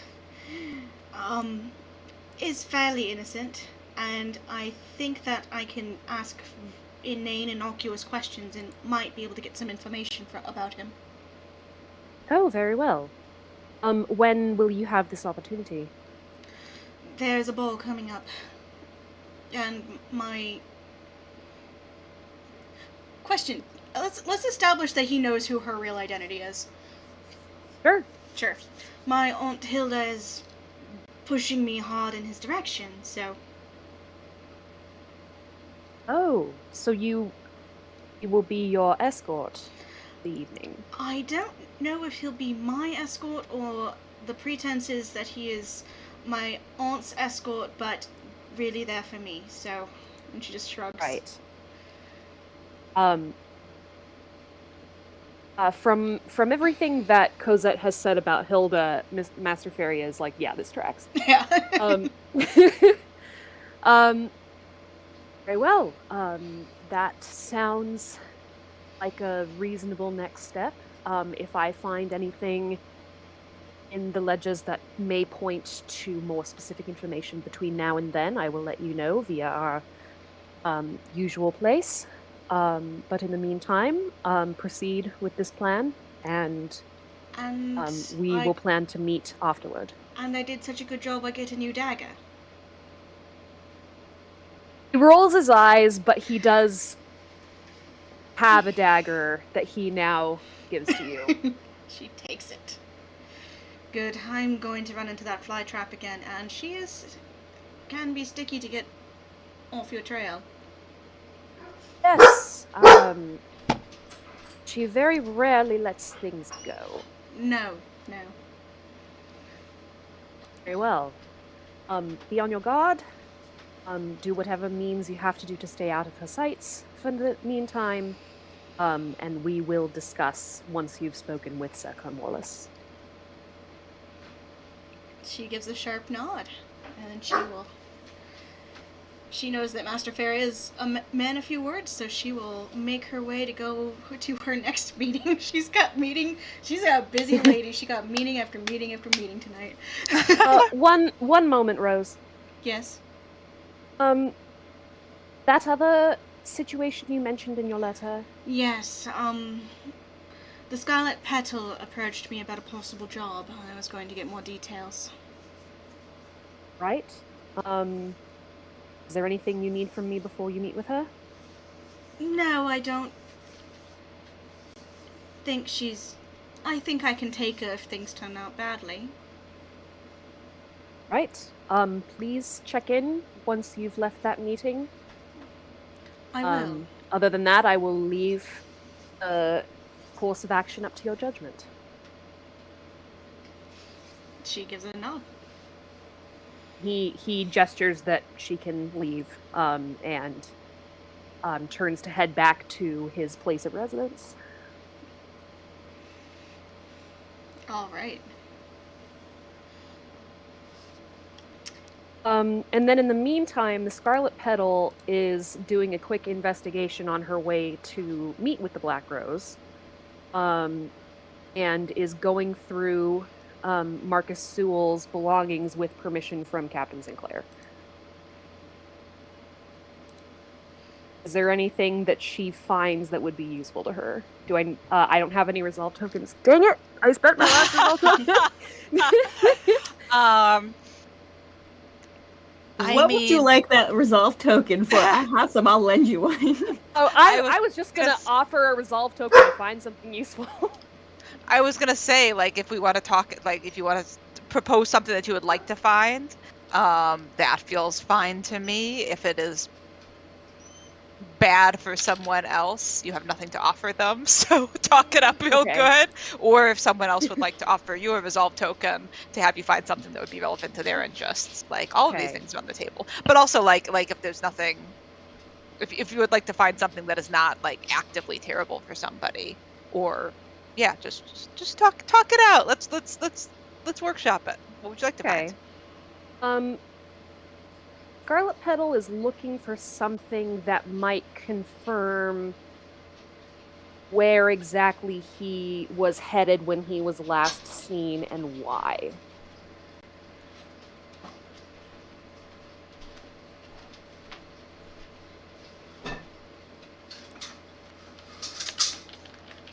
No worries.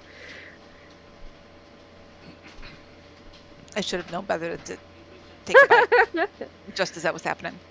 Yeah. So and I think we, if I'm remembering correctly, we know that he was heading to the gambling den, and has not been seen since his attempt at the gambling den. So I think you could certainly find something. I don't know, Allie, do you have any feelings about would is it more fun if Aristo sent him something, or more fun if Adelaide sent him something, or more fun if it's something else altogether? Thinking, I wonder if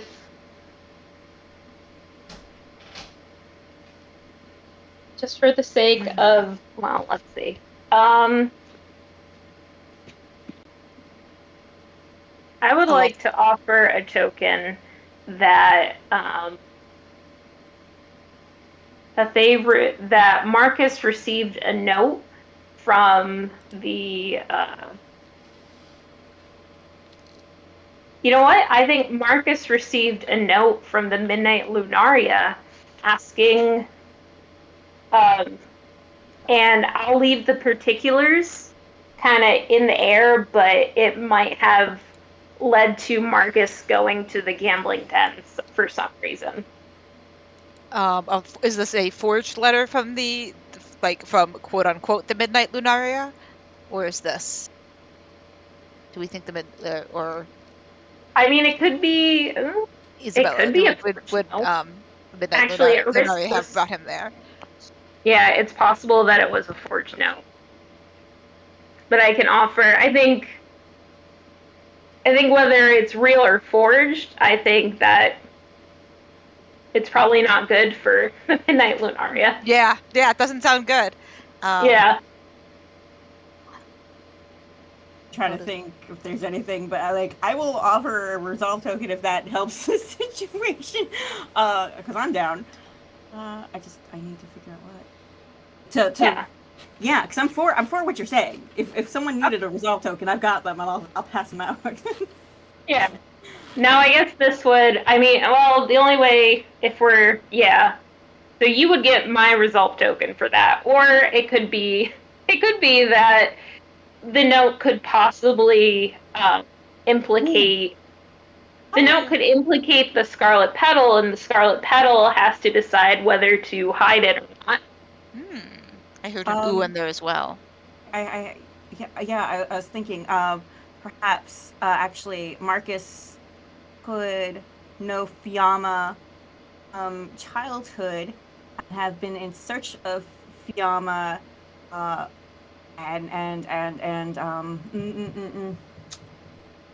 to make it bad for Lunaria. I'm down for it.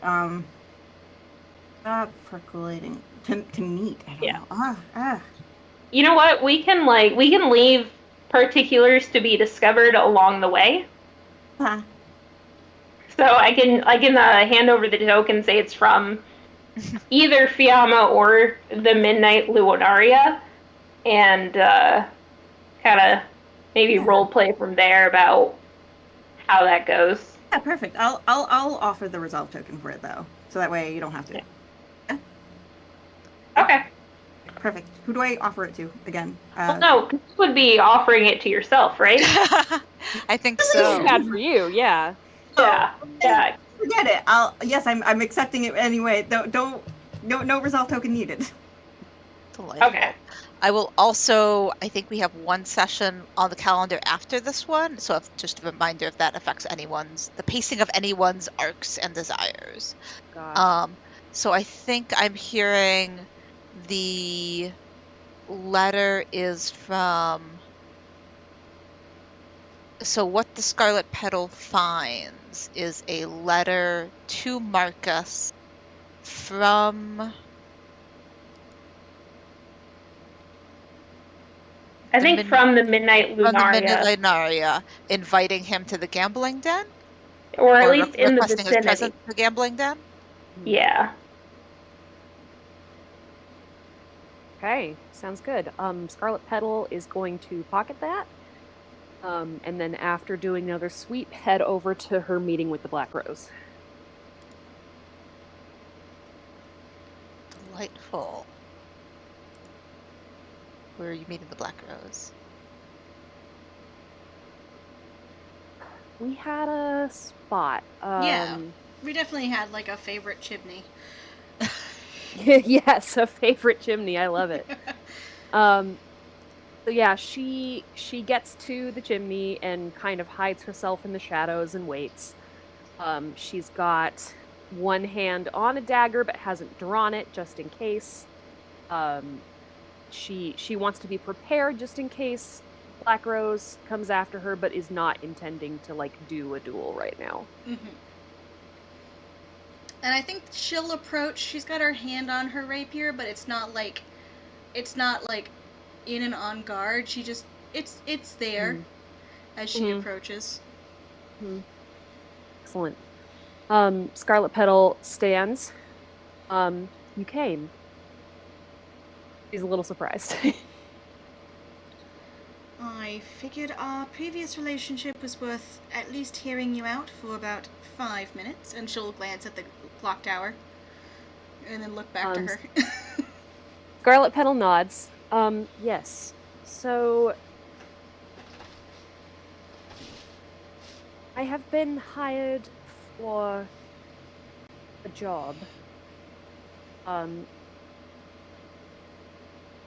Getting some delicate information, which I know is your specialty. Normally I would handle it myself, but the target is of a connection with me that it would be better if there was absolutely nothing linking my civilian identity to them.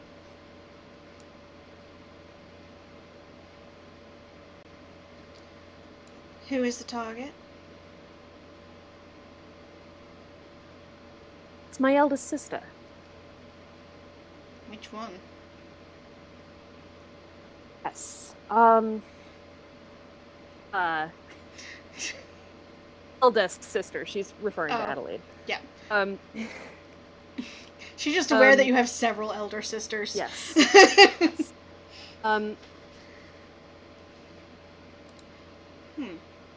Allie, quick question. Does Scarlet Petal know that the job is coming from Adamantia, or is it from an anonymous source? She knows it's from I think, is it from debating? I don't know I think it's from the Fly Trap. Mm-hmm. And then Fly Trap is outsourcing this for the same reason that Scarlet Petal is currently outsourcing this. Yeah. And I think that I will leave it up to you if you know who the Fly Trap is or not. Okay. Right, very good. I don't think so. I think it's funny if she has no idea. Okay. So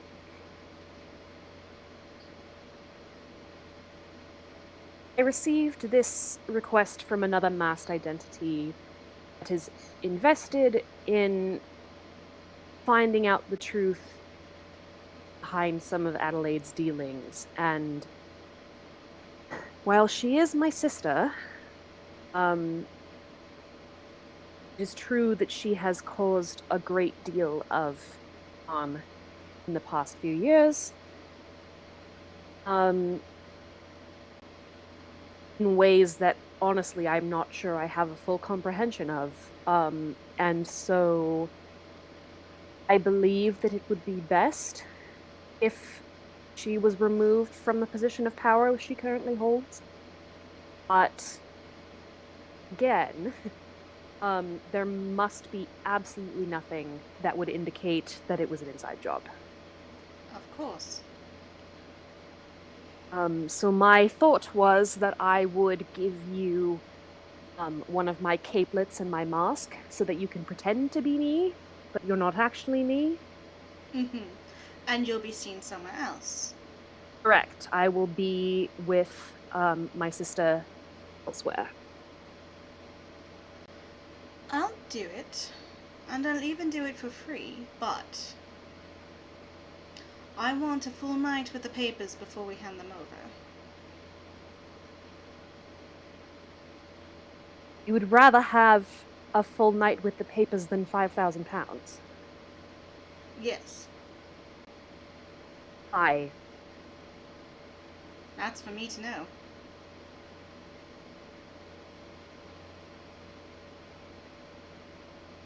Scarlet Petal appraises Black Rose for a second.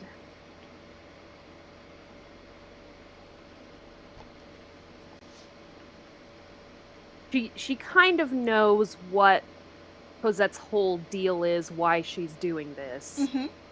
Mm-hmm. So she's inclined to believe that this is for a motive that will ultimately serve Black Rose's end goals. And getting to keep that full 10,000 pounds is definitely tempting. So she says, very well.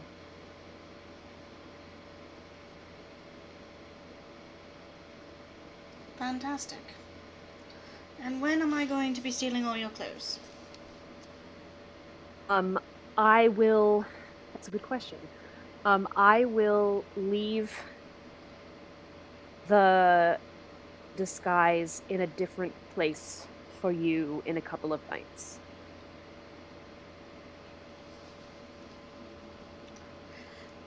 Sounds good. I think we have a deal. Do. Thank you for your help. If all goes well, you will be rid of me, forever if that is what you wish. Perhaps. I do have a question. Certainly. Which of the flowers has asked for blackmail, for us to steal blackmail for, on Adelaide? It was Flytrap. Oh my, what the fucking hypocrite. Okay, so I have two, requests for this job. The first one is the one we've already agreed to. The second one, can I be there when you hand it over?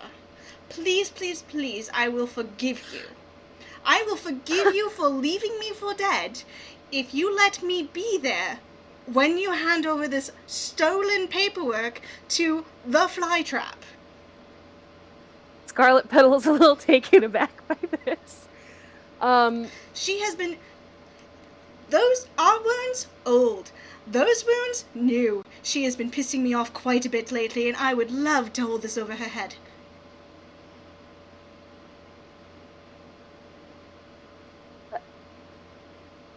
You want her to see you?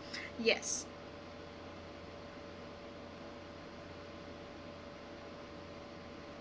All right.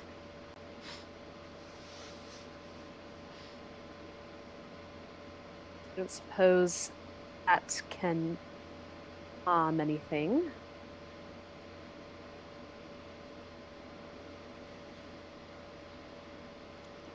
Fantastic. And she'll hold up her hand for a shake.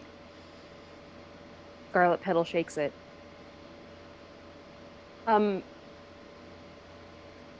Last thing. I do understand if you don't believe me or don't accept, but I do apologize for what happened. I shouldn't have left, but my only thought was of survival. I did not mean to abandon you. Like I said, old wounds. This will be, consider it an opportunity to correct the course of our ship. Very well, it's a deal. I will send you a message once the clothes are ready. And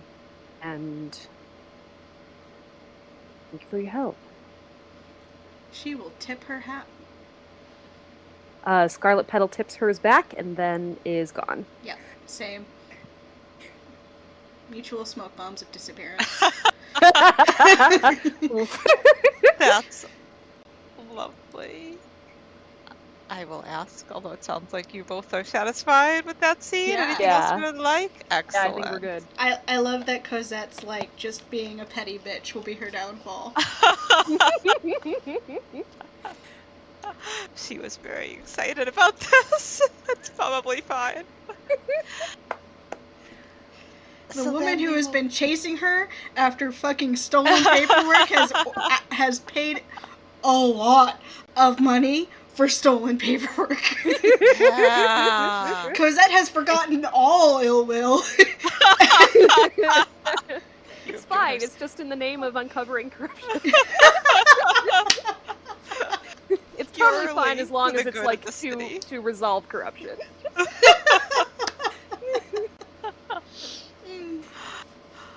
Well, that's fun as we careen into our next novel chapter.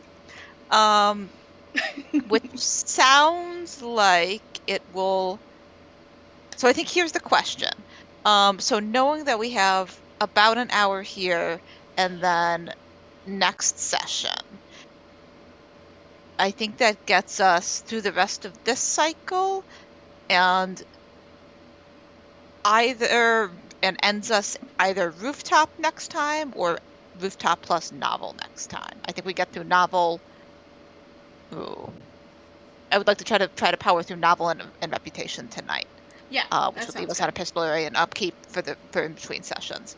Yeah, I can go late tonight if people want to, because my Sunday morning commitment is not happening this week. That is so generous of you. I am probably going to be out of Hannah by 11. Which is also even more than fair. usual, Yeah, unfortunately. that is totally fine. Do we want Really, Leaving it on the really not the moving out. epistolary feels really good. delightful? Do we Yeah. want to? I'm guessing that novel chapter, either this one or if we want to, or end of next session will be Mrs. Brushfeather's ball. Which do we want to do that now, or do we want to do a series of visitations now? And on ball. And on ball. I mean, that's objectively the correct answer. Yeah. Okay. So we will do a series of visitations unless someone has another event that they would like to propose. But I think we already did an event. So yeah, let's do visitations. Cool.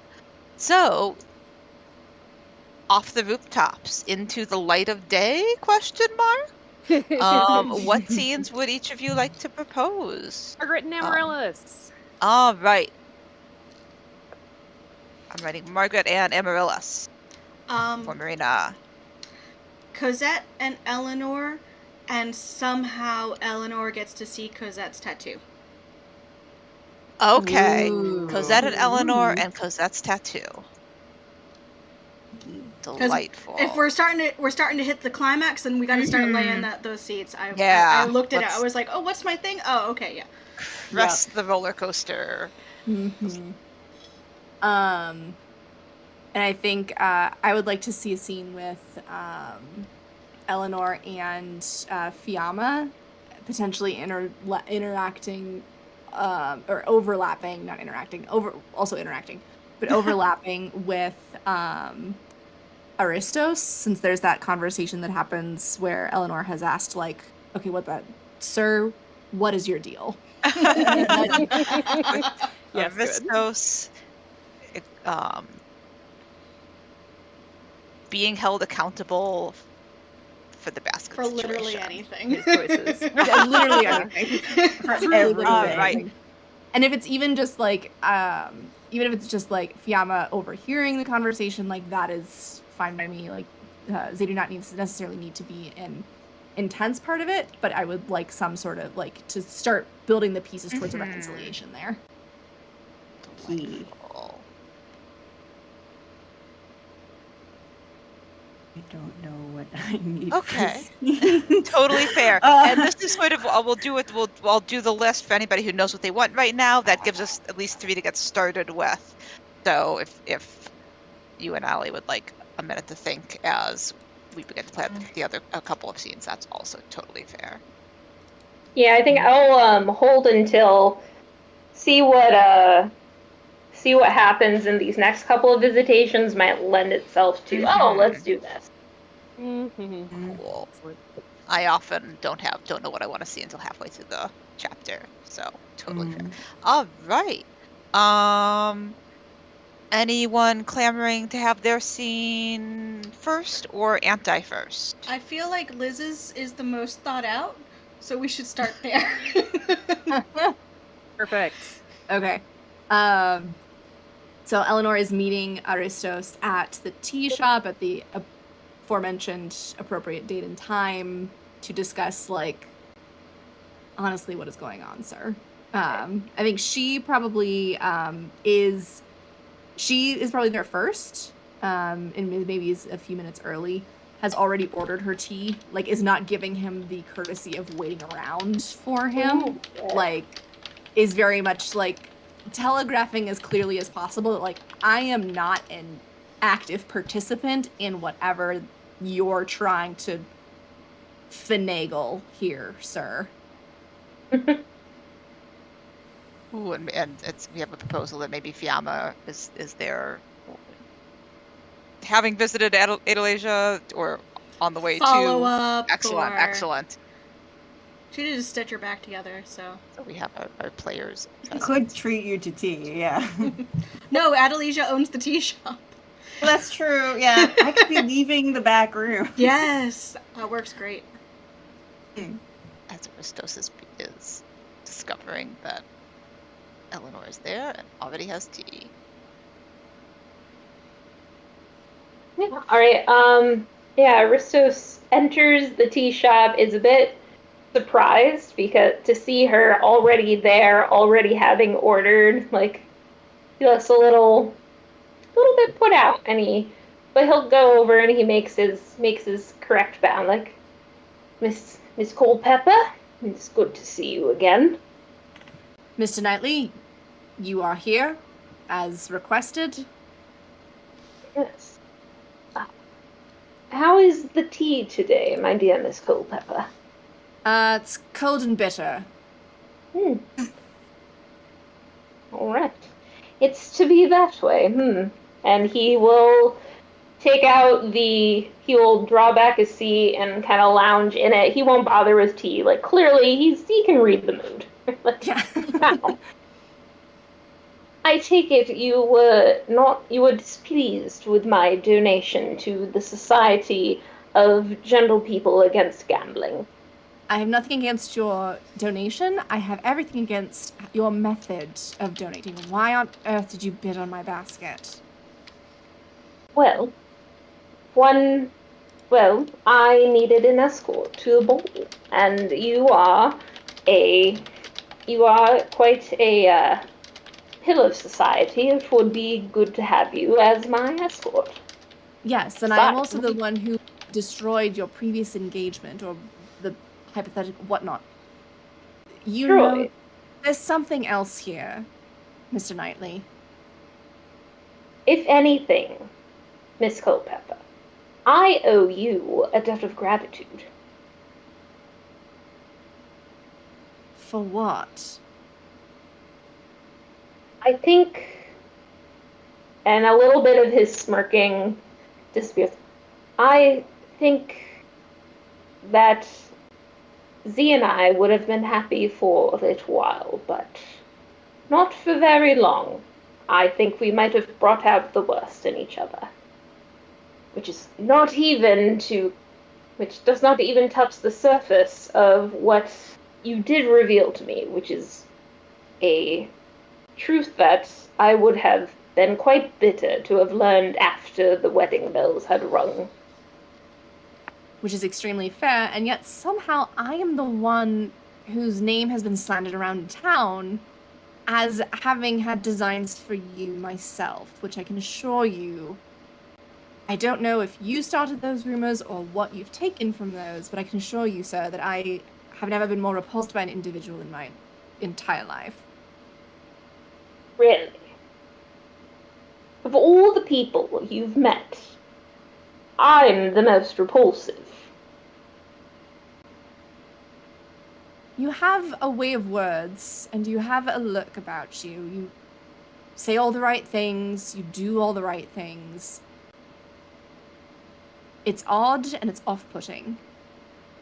No one is that proprietous all the time.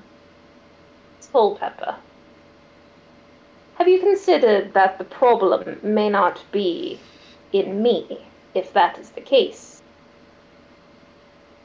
I've done nothing to offend, besides taking the advice that you gave me.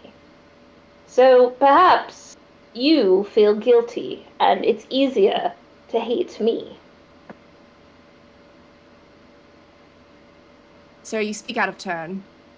Yes, well, I do apologize. When one is told one is repulsive, one is a bit on edge. I had hoped to repay you for the service you rendered me by bidding on your basket. I can see that was a mistake. But It does nothing for my reputation, sir, when the one whose affections I was rumored to be chasing when destroying my best friend's engagement opportunities, comes by later and makes a claim. That is not doing me any favors. Well, I suppose that's perspective, but if it would make you feel all the better, I will return the dance card. I will return all claim. You can go to the ball with who you like. I simply was doing what I thought was right, and I apologize for any. If you have been offended, that was not my intent. She kind of like sizes him up once more. And is like, "You're dismissed." And sits back in her chair, picks up her tea, sips. It is steaming hot. Like, clearly is Miss like Culpepper. perfectly tea. Let's say, what would be so terrible if we were to make a match of it? We're well matched. We're of a similar rank, similar station in life. We bring things to the table. What would be so wrong with that? Oh, and I was just gonna say, it sounds like we may have a Fiamma joining the action, but we also have a monologue token. Mm-hmm. Heather, who's that monologue for? That is for Eleanor. The moment that he says, You were muted, "Well," I think. press the right buttons. That is for that is. Yeah, I'm gonna go. Oh, it could go either way. I'm gonna go for Eleanor. The moment that Aristos is like, "We could be a good match." Delightful, because I think that's a nice thing for Fiamma to potentially react or not on. So let's hear Eleanor respond to that, and then we'll see how everything unfolds. Eleanor responds in her head, and then we'll see how everything evolves in real time. Okay. So he has asked, we would make a good match. What's your thinking? And her head's the nerve, the audacity of this man. His reputation has not been the one that is dragged through the mud over the past several years. He has not borne that consequence. He has not been the one who has garnered the looks of every townsperson when all I was trying to do was... I don't even know what I was trying to do. Folly of youth, I suppose. The consequences are my own. He bore none. Surely he has to understand that's the source of the revulsion. There's no possible way that I could entertain any sort of... Also, I'm engaged. I do... But... I suppose technically I'm... Well, no one knows. That's secondary at this point. The fact that he is so dense as to not understand why I find him so repugnant is honestly just... My goodness, I may have done Fiamma a favor after all. And that is the monologue. Delightful, thank you. And yeah, so Fiamma has heard this. Don't know if she's feeling like she was done a favor. I'm sorry, if Zoo was feeling like Zoo were done a favor. Well, but we'll didn't find hear out. that, obviously. But. Oh, No, yes. yeah. No, didn't hear that part. No, did not hear that part. So, Fiamma's obviously fuming. At both parties, actually, because it's like... Still, Eleanor can't see the problem of what she's done either. So Fiamma's still incredibly angry at both. So they storm in elegantly, trying to make sure nobody knows exactly what's about to happen. And I'm not going to do what I was thinking I was going to do. So they're going to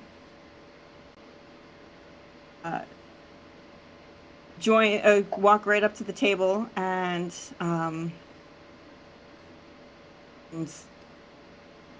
give both the and just say, Miss Culpepper, Mr. Knightley, I see you're getting along just fine. Oh, really? He's just leaving. He does stand because a lady has joined them, so that is Bernie's.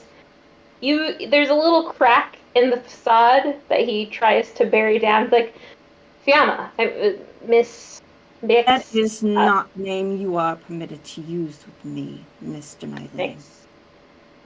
Mix Montague. It's good to see you. Good to see me. Oh, I suppose the pleasure is all yours, although I think it is more displeasure that you have, for I have a great amount of displeasure of laying eyes on you ever. Fancy that. Ooh, there goes my headphones. Oh no. So, I and did not. they're like, where they have had to make you stand up, by the way, is like, again, we are so close. You can't really get out of the way without having to get in Fiamma's way any more than you already have. So they're right there. Yeah. Eleanor is just sipping her tea. Wouldn't get comfortable, Miss Culpepper. Who's comfortable? Certainly not me. I suppose it's best that I leave. Oh, but you were having such a wonderful conversation. Do tell more. Do say more.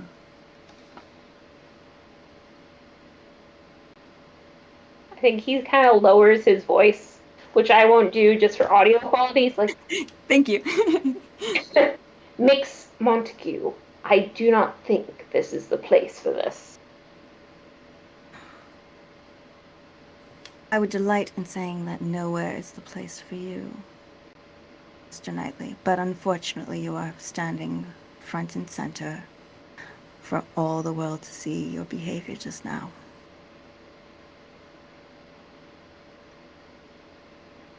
And he looks at you a long time, and then he takes his hat, he bows to the both of you, and he's gonna leave. And Fiamma has they're shaking. They're so mad, but they also have like cooled eyes. Their eyes are so teary, they can hardly keep the tears in.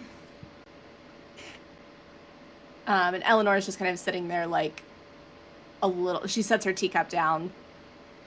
Just like, would you like to sit, Mix Montague? No. Not like to sit with the likes of you either, considering you still don't know what you've done wrong. I said something I should not have said. What else have what other crime have I committed? I've apologized, Mix Montague. I don't know what else you want from me. I don't know what else I would want from you either, considering you've betrayed my trust in such a intense way. I have no words. I have no words for you, Miss Culpepper. Someone I thought I trusted with everything in my life. And you just, for some reason, it was okay just to go about and spill it as if it was yours to spill. Yes, you've been clear about that before, Mix Montague. How long do you intend to berate me for my transgressions? I don't know, maybe until the day I draw my last breath. Do you really understand? Sure, he has no care. Sure, he has shown his true colors, but you took those steps and you did it without thought. I don't understand. This is something damning and damaging to someone, and you did this to me without care. How do you expect me to just be like, oh, it's fine, Eleanor, let's be friends again? I did not say that was my expectation. I am asking, how long will you hold on to this? Not for my sake, but for your own. No. If you never speak to me again, then fine, you don't. But this has weighed on you, clearly, with the emotion that's on your face. For as long as it's been, and for it to still affect you this deeply. The audacity.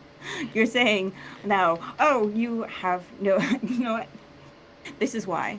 This is why I can't let go of it, because to you, it's just a drop in the ocean.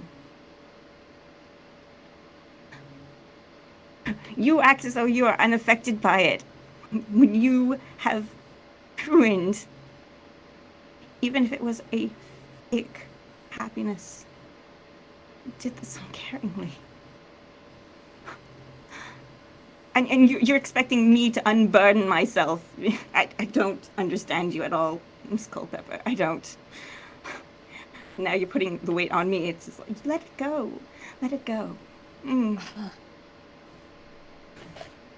Miss Montague, was not my intent. Then what was your intent? I don't know. I was young, I was stupid, I was insecure, Insecure? So you threw me under the carriage. I You were know I insecure. was wrong. Look, I have apologized. I will do it again. I will do it for days more, for weeks more. If it would make a difference to you, I would write, pages of Hail Marys or whatever it was that you wanted from me. But what I'm seeing is that there's nothing I can do, that it doesn't matter. That for all intents and purposes, the relationship is dead. Yes. It is in the ground and cold. I forgot which one it's talking about. And I think at that point, Fiona's going to try to make an exit. Eleanor is not going to stop her. Or Zem. When Fiamma leaves the tea shop, Aristos appears and reaches for their hand, like, Fiamma, Don't. please. Told you were not allowed to speak my name. Fiamma. Did I just tell you? I don't think you mean that. Do with every fiber of my soul. I think he will get close as you might have been to other individuals lately. I've been close to a lot of individuals lately. Yeah. Get very close and kind of touch your cup your elbow. Fiamma, this can't go. Tell me, Mr. Knightley, exactly what is your goal here? Because as far as I can tell, I brushed you off with simply being a bastard. And now you're coming crawling back, touching me, saying my name so sweetly. Why? Is it because you've been found out? I wish I could make a clean break. You... You've made a clean break. I understand that I have tried to not notice you. But there's always been something in your eyes that draws me back. And I cannot help myself. Tell me to help you, and say, disarm. Like, like I said before in another session where it's just like easy brush off. I think every vigilante here can do, and nobody's going to explain away why they can all do it so well. I think he starts to do the vigilante counter to such a move and then catches himself at the last minute. But maybe you notice that his reflexes are really good for for someone who's sort of a lazy rich boy. Yes, they do, and they take a moment to look into his eyes really carefully.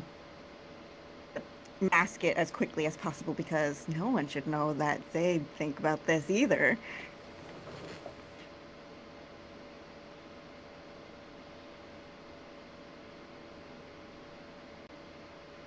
Forgot what you said before all that, though. Do you remember what you said before so I can... Yeah, I know. I got caught up in the it's about your Zerai's keep pulling him back in. And he can't help himself. Neither of us can help ourselves. We're getting too physical here, and now we can't remember what we're Yeah. Okay. I think he feels the electric tension like even more, and it reminds him of some of how he feels like the thrill of a good duel, and it kind of shocks him, and he takes a step back. That's right. Step back before we ruin each other. Already ruined, Fiamma. Next, onto Q to you. He takes off his hat and he bows, does a little salute with it, and puts it back on his head. And he'll step aside. Perfect. In this case, Fiamma is going to go down a dark alley and cry.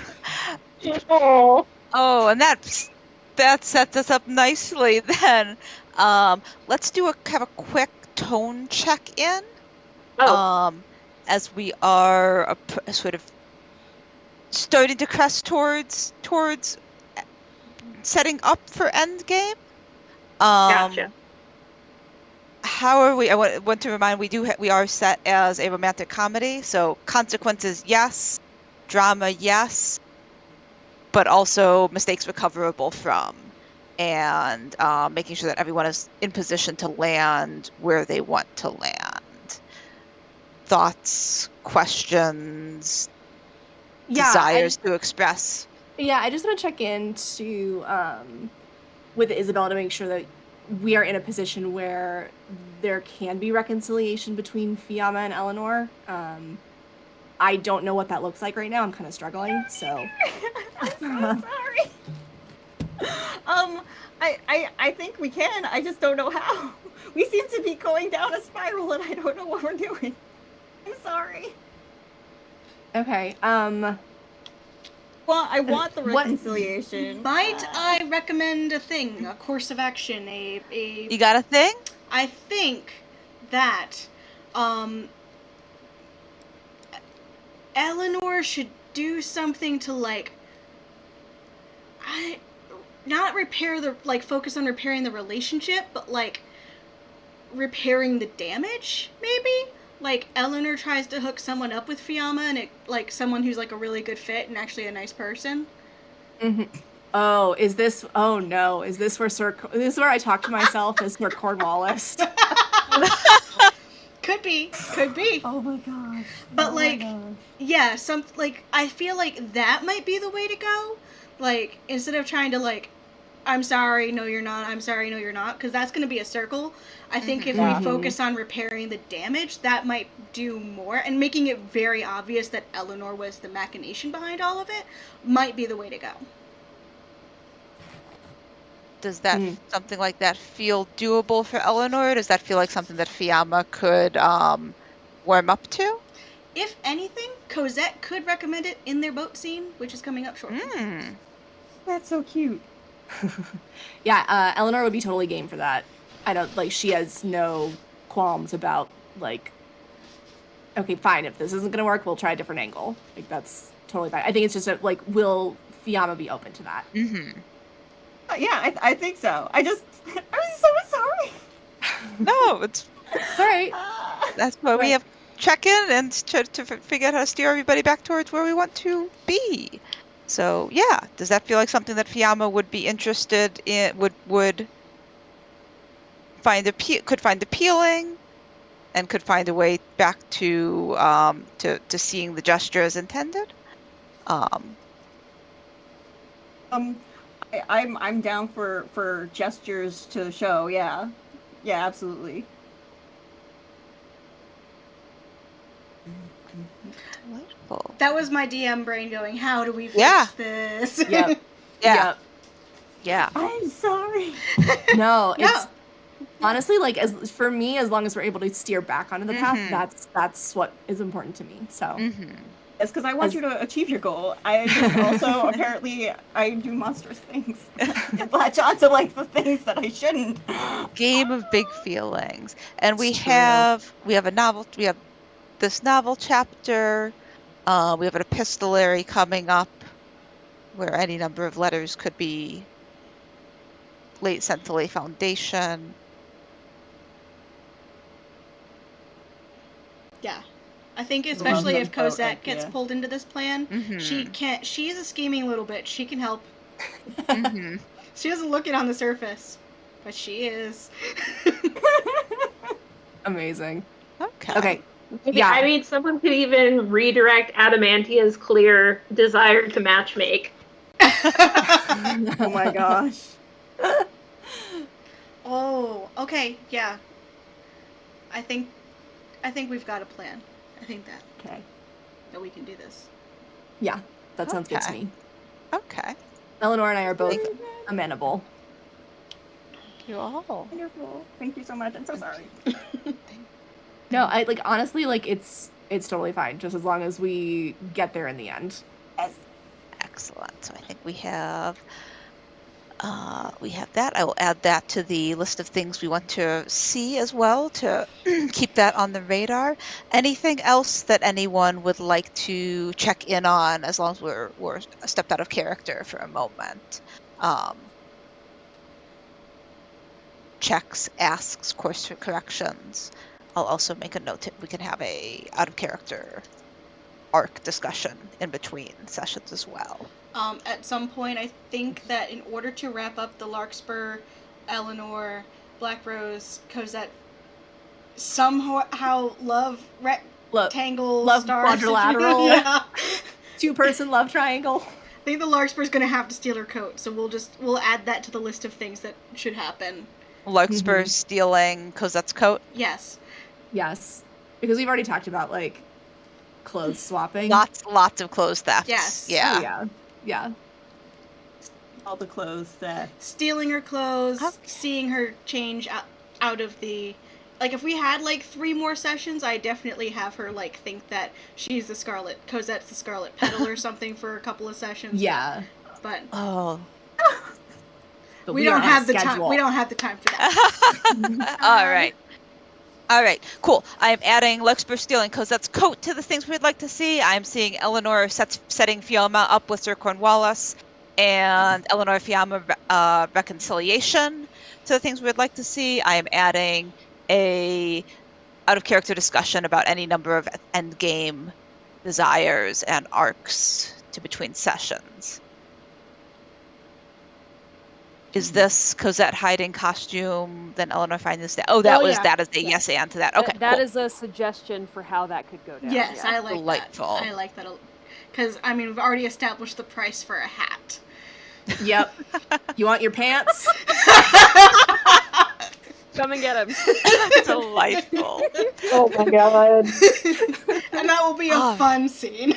You want your truly- pants? Do you want your Wow. pants? I'm sorry, your trousers. Possibly also your pants. I don't know. Okay. But in the All right. meantime, their Thank you civilian all. things Yeah. are going to go on a boat. Do you want to be on a boat next, or do we want to do Margaret and Amaryllis next? I'll leave it I up. don't know if they're also on a boat. I don't know who's Do on a boat. Margaret and Amaryllis. Yes, Get please. that. Yeah. I'm so curious as what Margaret's news is. All right. Okay. Are we meeting for luncheon? Are we meeting on a boat? How would you like us to? Let's have it be a boat just because Amaryllis has sensed that this news is confidential and urgent and will not wait for Margaret to come over for lunch. Um, yes, they'll meet for their boat ride, and Margaret's a little quiet, a little withdrawn, clearly has a lot to say, but doesn't want to say it until they're out on the water, and thus has nothing else really to say. Until finally they're out on the water, and she's like, oh, I suppose I should tell you what's going on. Yes, I've been so curious. I hope that nothing is the matter. Well, as you know, my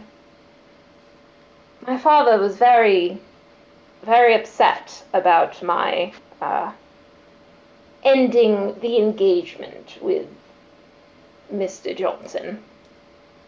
Yes.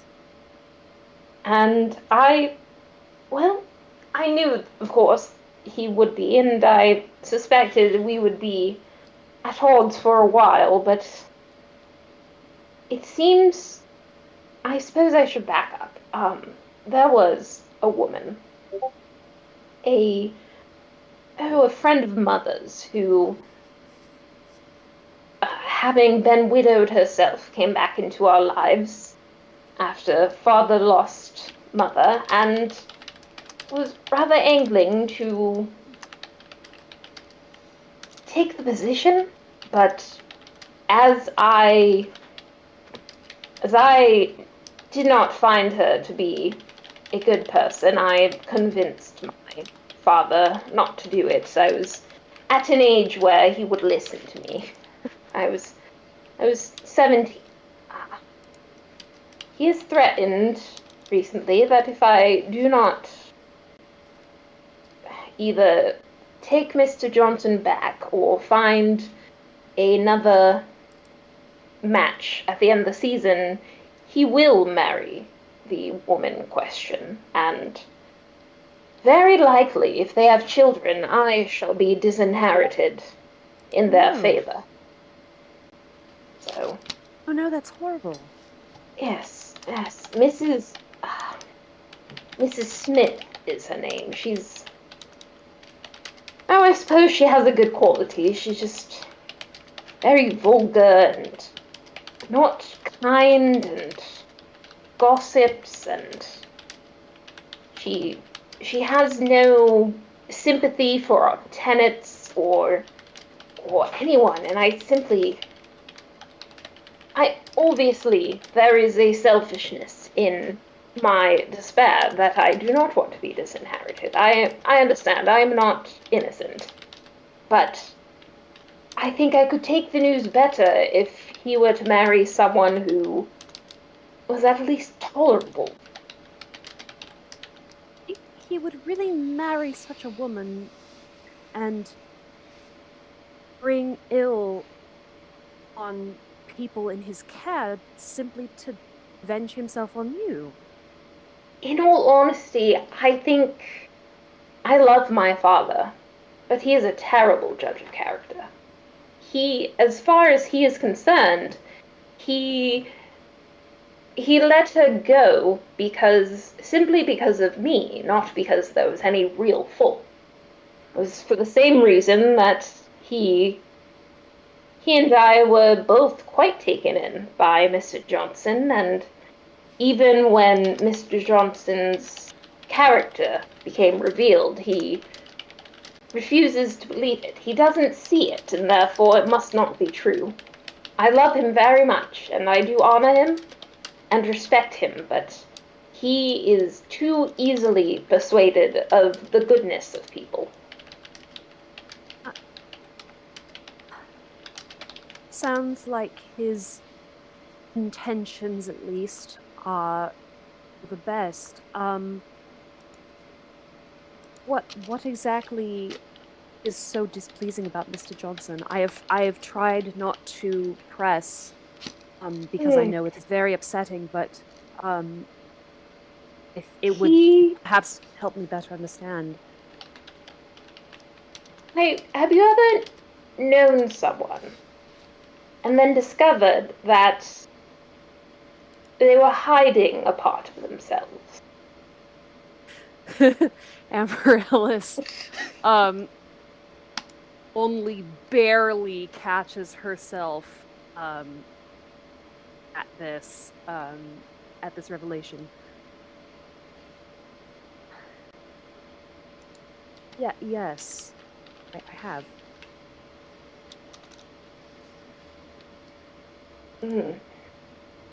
How do I put this? I have no quarrel with those individuals in this town who feel they must do good by the city under the cover of night. But in his case, I have reason to suspect he was doing things against the city under the cover of night. Amaryllis relaxes just a little bit. So he was causing harm to others, you think? I think so. I admit that I cannot be sure. I did not want to delve too deeply, lest I discover something that would be dangerous. But I think he was involved on the wrong side of the law. Of course, you must do what you feel is best, and naturally, if you suspected that there was danger and that he had ill intent, I cannot blame you for breaking things off. Yes. You would not want to be tied for life to such a man. Yes, I think everyone has their secrets, but in this case, it seemed a secret that I would not be able to live with. And so if I'm honest, I had my doubts about our compatibility, and perhaps I was looking for an excuse. I'm certainly not perfect, but Then of course that is reason enough. not. You are kind to say so.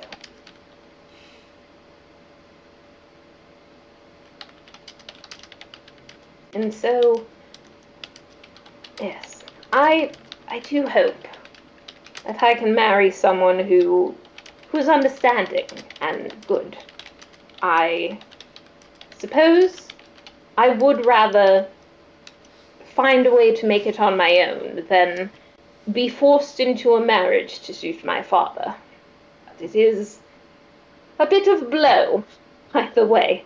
And so I wanted you to know, for you, since I came here, you have been my staunchest supporter and a great friend. And I knew that if I hit a point where I was at my lowest, you would be there for me. Of course, and Amaryllis does in fact reach over to take Margaret's hand. And says, I could not wish you to simply return to a relationship that you did not want, merely to please your father or to secure material comfort. I too find myself in quite a similar predicament. I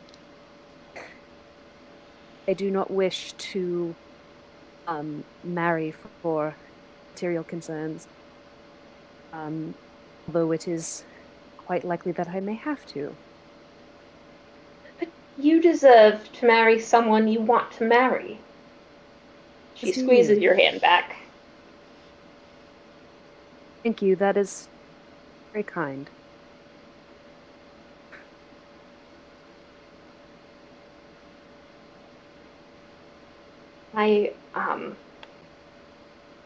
She kind of blushes. She's like, of course, if I were to marry someone of good family, I might, perhaps I'll fall in love with someone with a good family, and that might best of both worlds. You know. Amaryllis gives a smile like, yeah, I get that. It's truly a tragedy that marriage simply cannot be a matter of the heart. Yes, I Many cases. I agree.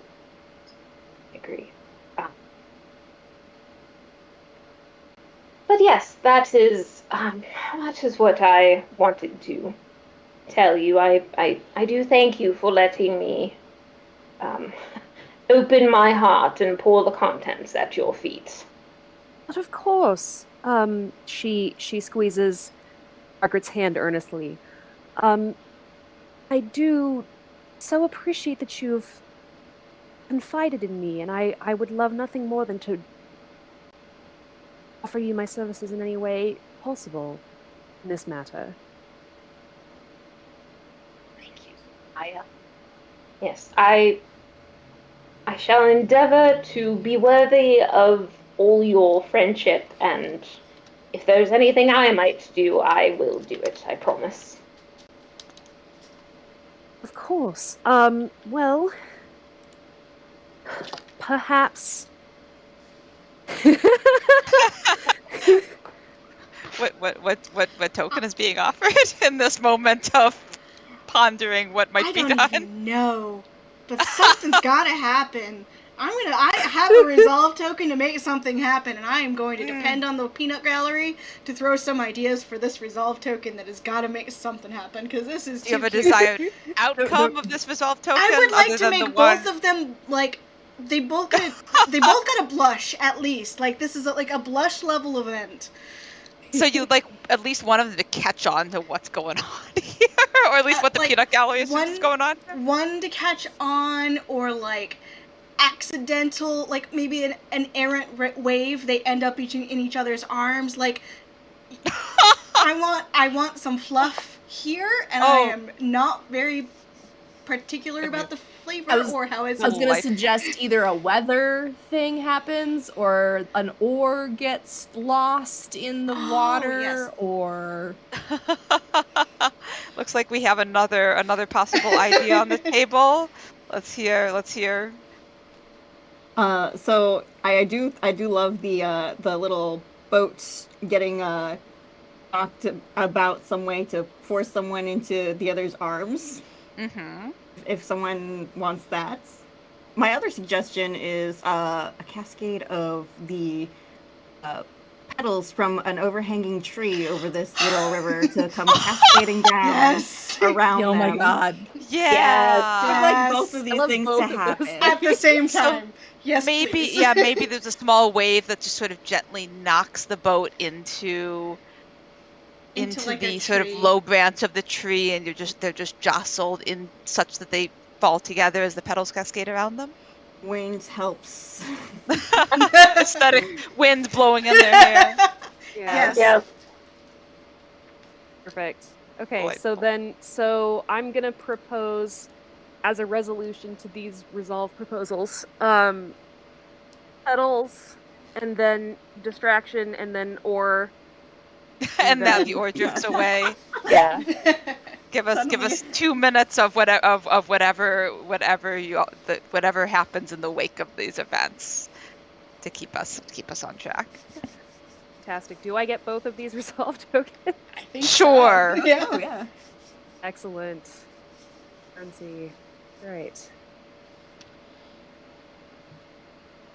Yeah, so as Amaryllis is trying to figure out the right words to say, because I've completely forgot what I was going to say, but it was not as good as this.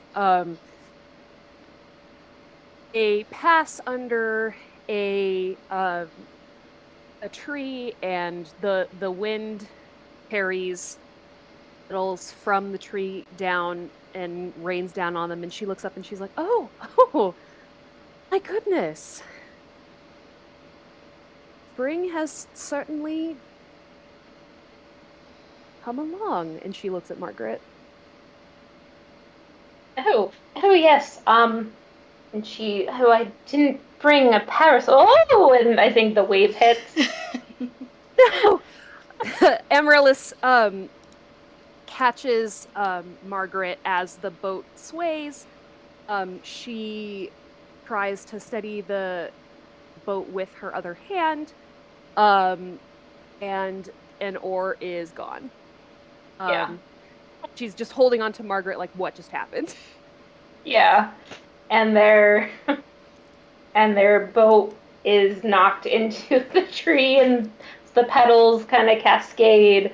Margaret looks up and her eyes like widen as she just looks at Amaryllis surrounded by petals with water dripping down her face, and her cheeks just turn bright red. And then Amaryllis looks at Margaret looking at her, and her cheeks also turn bright red. And she's not sure whether she's supposed to let go or not. She's like, I'm so sorry. No, don't be. I mean, right? It's you didn't control the weather or the sea. Amaryllis laughs in an embarrassed fashion. No, no, truly, do not have that power. But now we're wet and covered in petals, and rowing back to land is going to be so difficult. And she just starts laughing.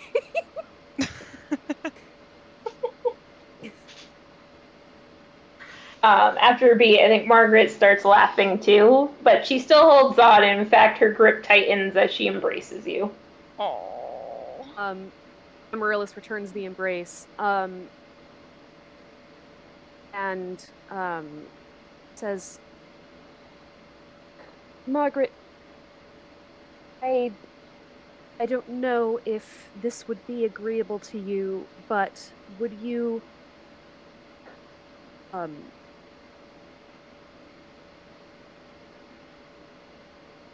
I would love it if you would reserve the first dance for me at the ball, especially. She kind of looks at Margaret earnestly. Yes, I do. I would. Wait, stop there. We are leaving it on that I do. That is the end of the scene.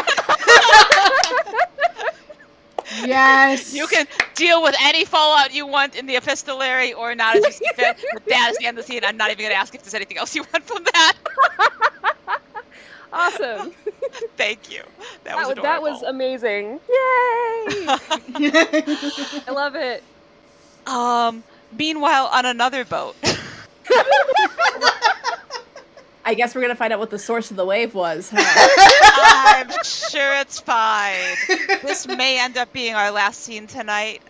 Just looking at the time. So yeah, let's get to it.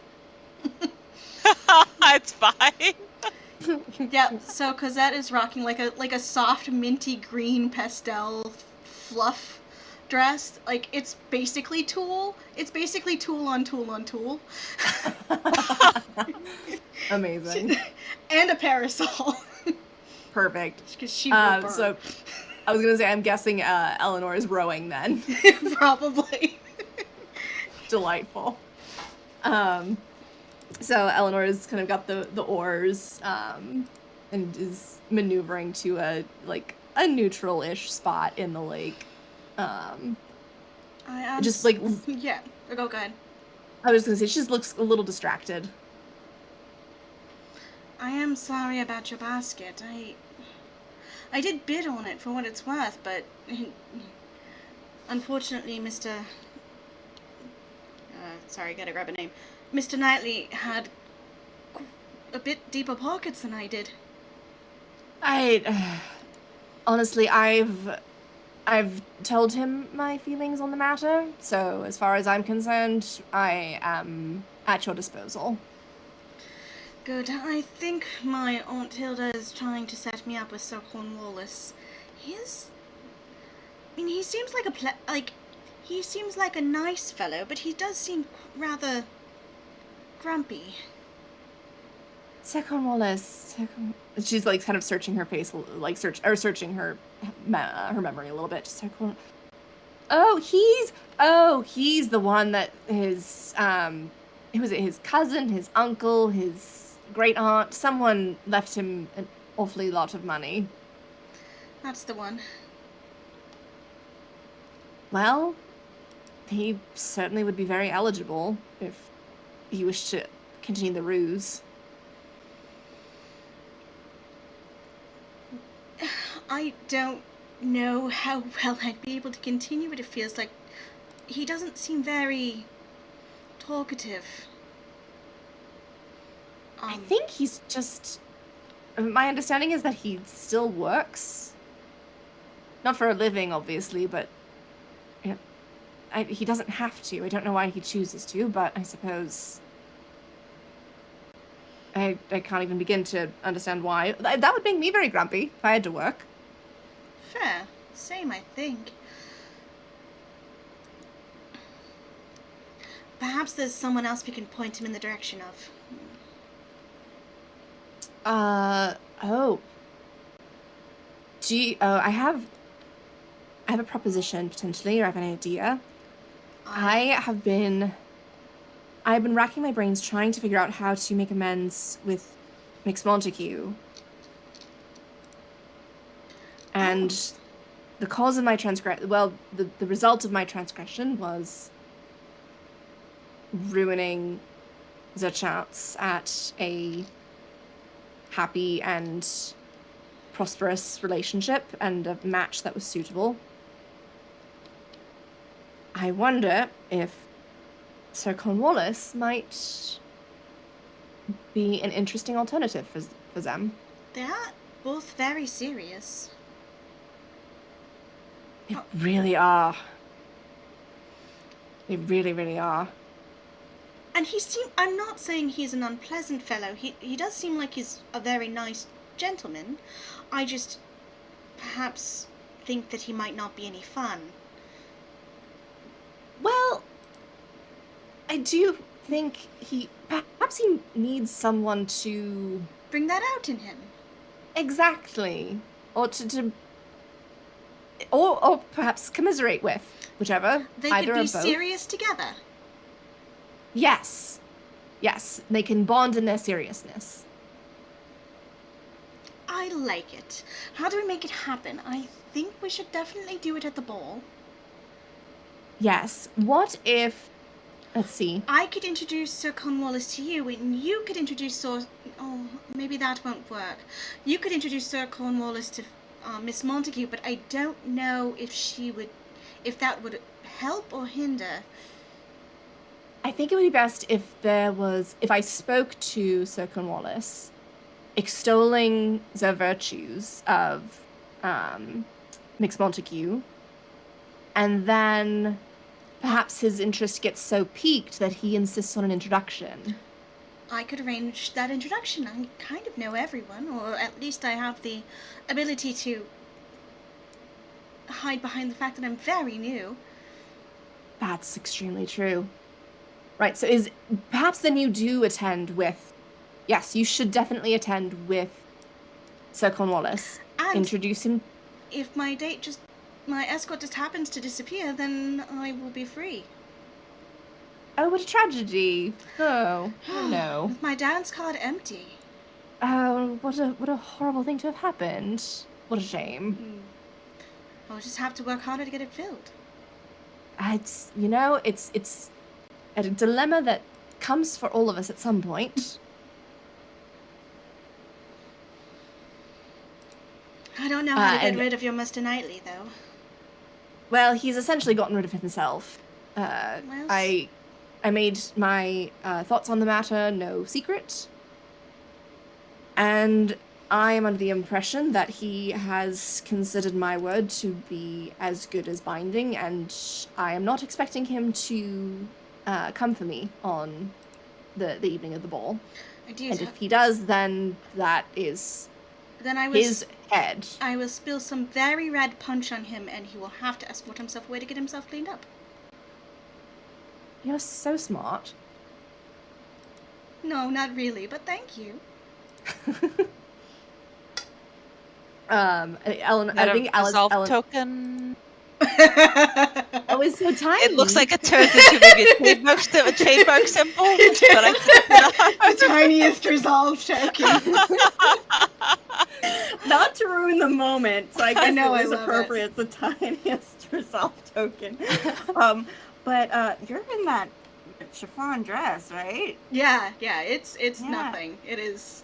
It's nothing. How do you feel about ending up accidentally in the water so you reveal your tattoo? How about I end up on purpose in the water?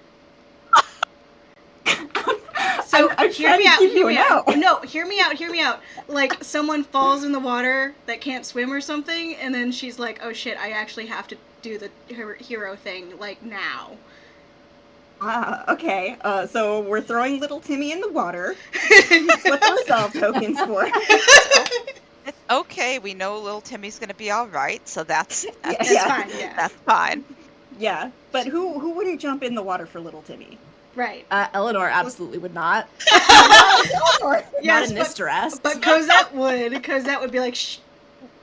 Oh, she thinks I'm smart. I'm gonna jump in the water and save this kid too. So there's like a How do I get out of this Timmy. conversation? Oh, look, someone's drowning! Yay! little Timmy was climbing a little too far out on one of those overhanging branches, trying to shake some flower petals loose. Yes. And there's a sudden splash. Oh, I think a piece of fruit perhaps just fell from. No, it isn't. And yeah, she'll just immediately like drop her parasol and dive into the water like she's been swimming all her damn life. And it Oh, looks like well, little Timmy knows how to tread water but doesn't know how to swim. At least let me know when you're going to do that. As she like wrestles with the oars to keep the boat upright. I have full faith in you. Well, right. And she'll start rowing in that direction as well. Yeah, she'll pull little Timmy out of the water. Oh dear. It's right. And she'll like try and pull him into the boat. Yeah, she'll help him up in the boat. Yeah. All right. Well, let's get you to shore. Good thing shore is very close. And so like rowing in, I'm assuming that Cosette is kind of like swimming alongside the boat. Yeah, she just got him in Okay. the boat, and she's not gonna risk tipping the boat and causing him Yeah. a chain reaction. Yeah. And so I think like as she is swimming alongside the boat, like her sleeve slips a little bit. It slips, that's and also where- it's basically see-through because like Also that. Yep. And so that's where Eleanor sees the tattoo. She doesn't say anything, but she definitely notices. yeah, it is super see-through. She's basically she's kind of like huddling like I am very exposed. As she gets out of the water, she's like, sorry, I'm with my little brothers and sisters. I'm a pretty strong swimmer. Stronger than Oh. Here, and she, Eleanor kind of like takes the parasol and like offers it in a strategically covering manner. yeah. Cosette will take it. She's like, well, if you can hold that there and I can cover from behind, we can at least make our way back to, it's not too far, to my parents' estate. We can get you, at least a coat or a change of clothes or something. That, I would greatly appreciate it. All right, we can make that happen. Let's go. Yeah, we're And gonna we'll, like, stand behind, like, close enough to ward off any wardrobe faux pas. And I'm good with the scene there. Yeah. Anything else? Okay. That accomplished both goals very quickly.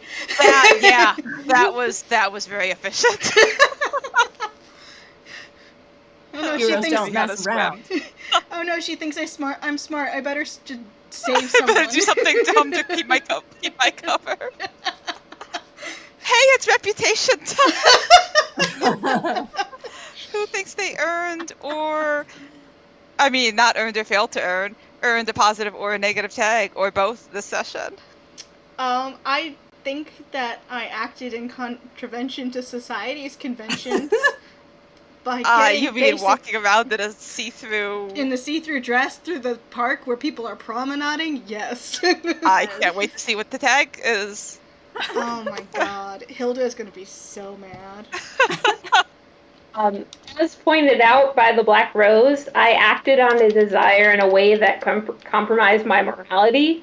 I think that, the flytrap she's justifying it as there's been no other way to take down this person, therefore this must be done, but I think a hypocritical mask tag is definitely going in there. That sounds fun. I'm trying to find a list of good good tags. Yeah. Because I can't ever... Oh, and, yeah. Nudist? I think Nudist before exhibitionist. I use the rumor about Margaret's fiance, so I'm gonna strike that through. Yeah. Good call. I'm going with exhibitionist. That's pretty good. That's a good one. Hannah, can you remind me, the masked reputation criteria and the civilian reputation criteria, do those only apply when you're in those respective identities, or can you possibly have one of those happen in reverse? So, like, you meet the qualifications of civilian reputation criteria while you are in your masked identity, or vice versa? That's a good question. Let's see. I feel like I gravely insulted it is Mr. Knightley, but I was a civilian in that moment. Yeah, and it looks like that's fine. As written, it is just meeting the criteria. It doesn't say anything about it having to be. It's funny. It says the reputation you create the reputation tag we create will describe the public's perception of your masked identity. We're playing pretty fast and loose with this, though. Like, I think it's certainly I think it's fine. Okay. It affects you. We're not going to hit enough cycles for anyone to accumulate a condition. So That's true. Last. Take that tag and use it in good health. Amaryllis gets a positive masked criteria for sacrificing or trading something important to pursue, track, or trace your quarry. In this case, costumes and information. And dignity. Delightful. Dignity. Arguable importance, but the costumes are. It's 10,000 pounds. It's very objective. 10,000 pounds is more important than dignity. Yeah, that's a huge sum of funds. Any other tags that we want to? I had forgotten Seductress was on the board. Oh, yeah. See, you two are meant for each other. Yep, sure is. Our reputations are equally as shoddy now. Now no one will care if we're dating. Twinsies. Any other I tag? think it might not be exhibitionist. It might be naive. Oh. Yeah. Because I feel like Cosette's been doing a lot of groundwork to lay down the It totally fits your persona. I didn't think it through. I'm so sorry. I didn't know this dress would be so see-through. In front of my secret fiance, who on breast wet, hasn't been paying me enough attention. Cosette certainly wouldn't wear a chiffon dress on a boating day on purpose. Never. I mean, the Black Rose would, but not Cosette. Well, Well, since the Black Rose technically made an appearance. I think everyone goes Yeah. sharp-witted as the tag for Eleanor. Are you specifically looking for S words, or is that just a happy coincidence? Oh, that is just a happy coincidence. Yeah, now we have to keep it. I'm enjoying Well, now it. I have to go with S words from now on. I do. I like how Cosette has obedient and naive. This is going to go well for her. All right. Any other tags? Because we can take. Mm-hmm. We Yeah, have well, you can take positive, one up to one of negative. each. Yeah. Yeah, I took Hostile. took hostile. I should have taken one last time too for negative, for harsh for last time, but I didn't. I don't know why I didn't. But my positive tag I took for my mask is unremitting. Oh, I like it. Yeah. I chose negotiator for Amaryllis' positive tag. I'm gonna Things happen. choose a I don't know. I think it's gonna be just a tag, and it might be value neutral. Okay. You can but only I you can have one positive and one negative, but you can't Oh. have more than one of each. So I if can't. you already have naive, so you could do a positive tag though. Oh, I can. Okay, so I'll Yeah, make it yeah. positive. Up to one of each. Oh, but not what's more than one of let's each. go fiery. Nice. I like that. Not because it's the translation of my name, but Because she did get in a kissing contest. She did. you She got did. better than That was I a- did. That was that was- beautiful. that was the thing that happened. How did that happen? God, it just happened. Just happened. It had nothing to Just do with happened. it. Just suddenly it was happening. It's fine. All right. Thank you all. Thank for you. All of the Yes, things thank you. all the good things that you always do, and then also additional good things and picking up all those connections.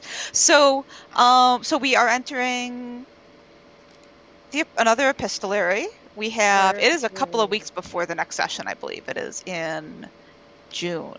I will verify date, although it's in sesh, so everybody else probably knows, and I'm probably the only one who's like, what day is it? And so plenty of time for letters.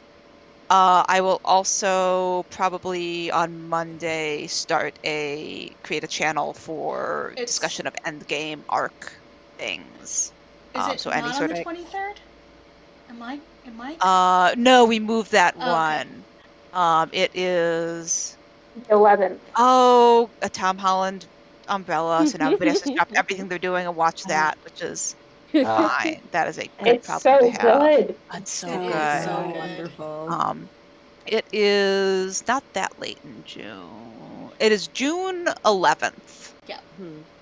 So we'll have plenty of letters that can fly around.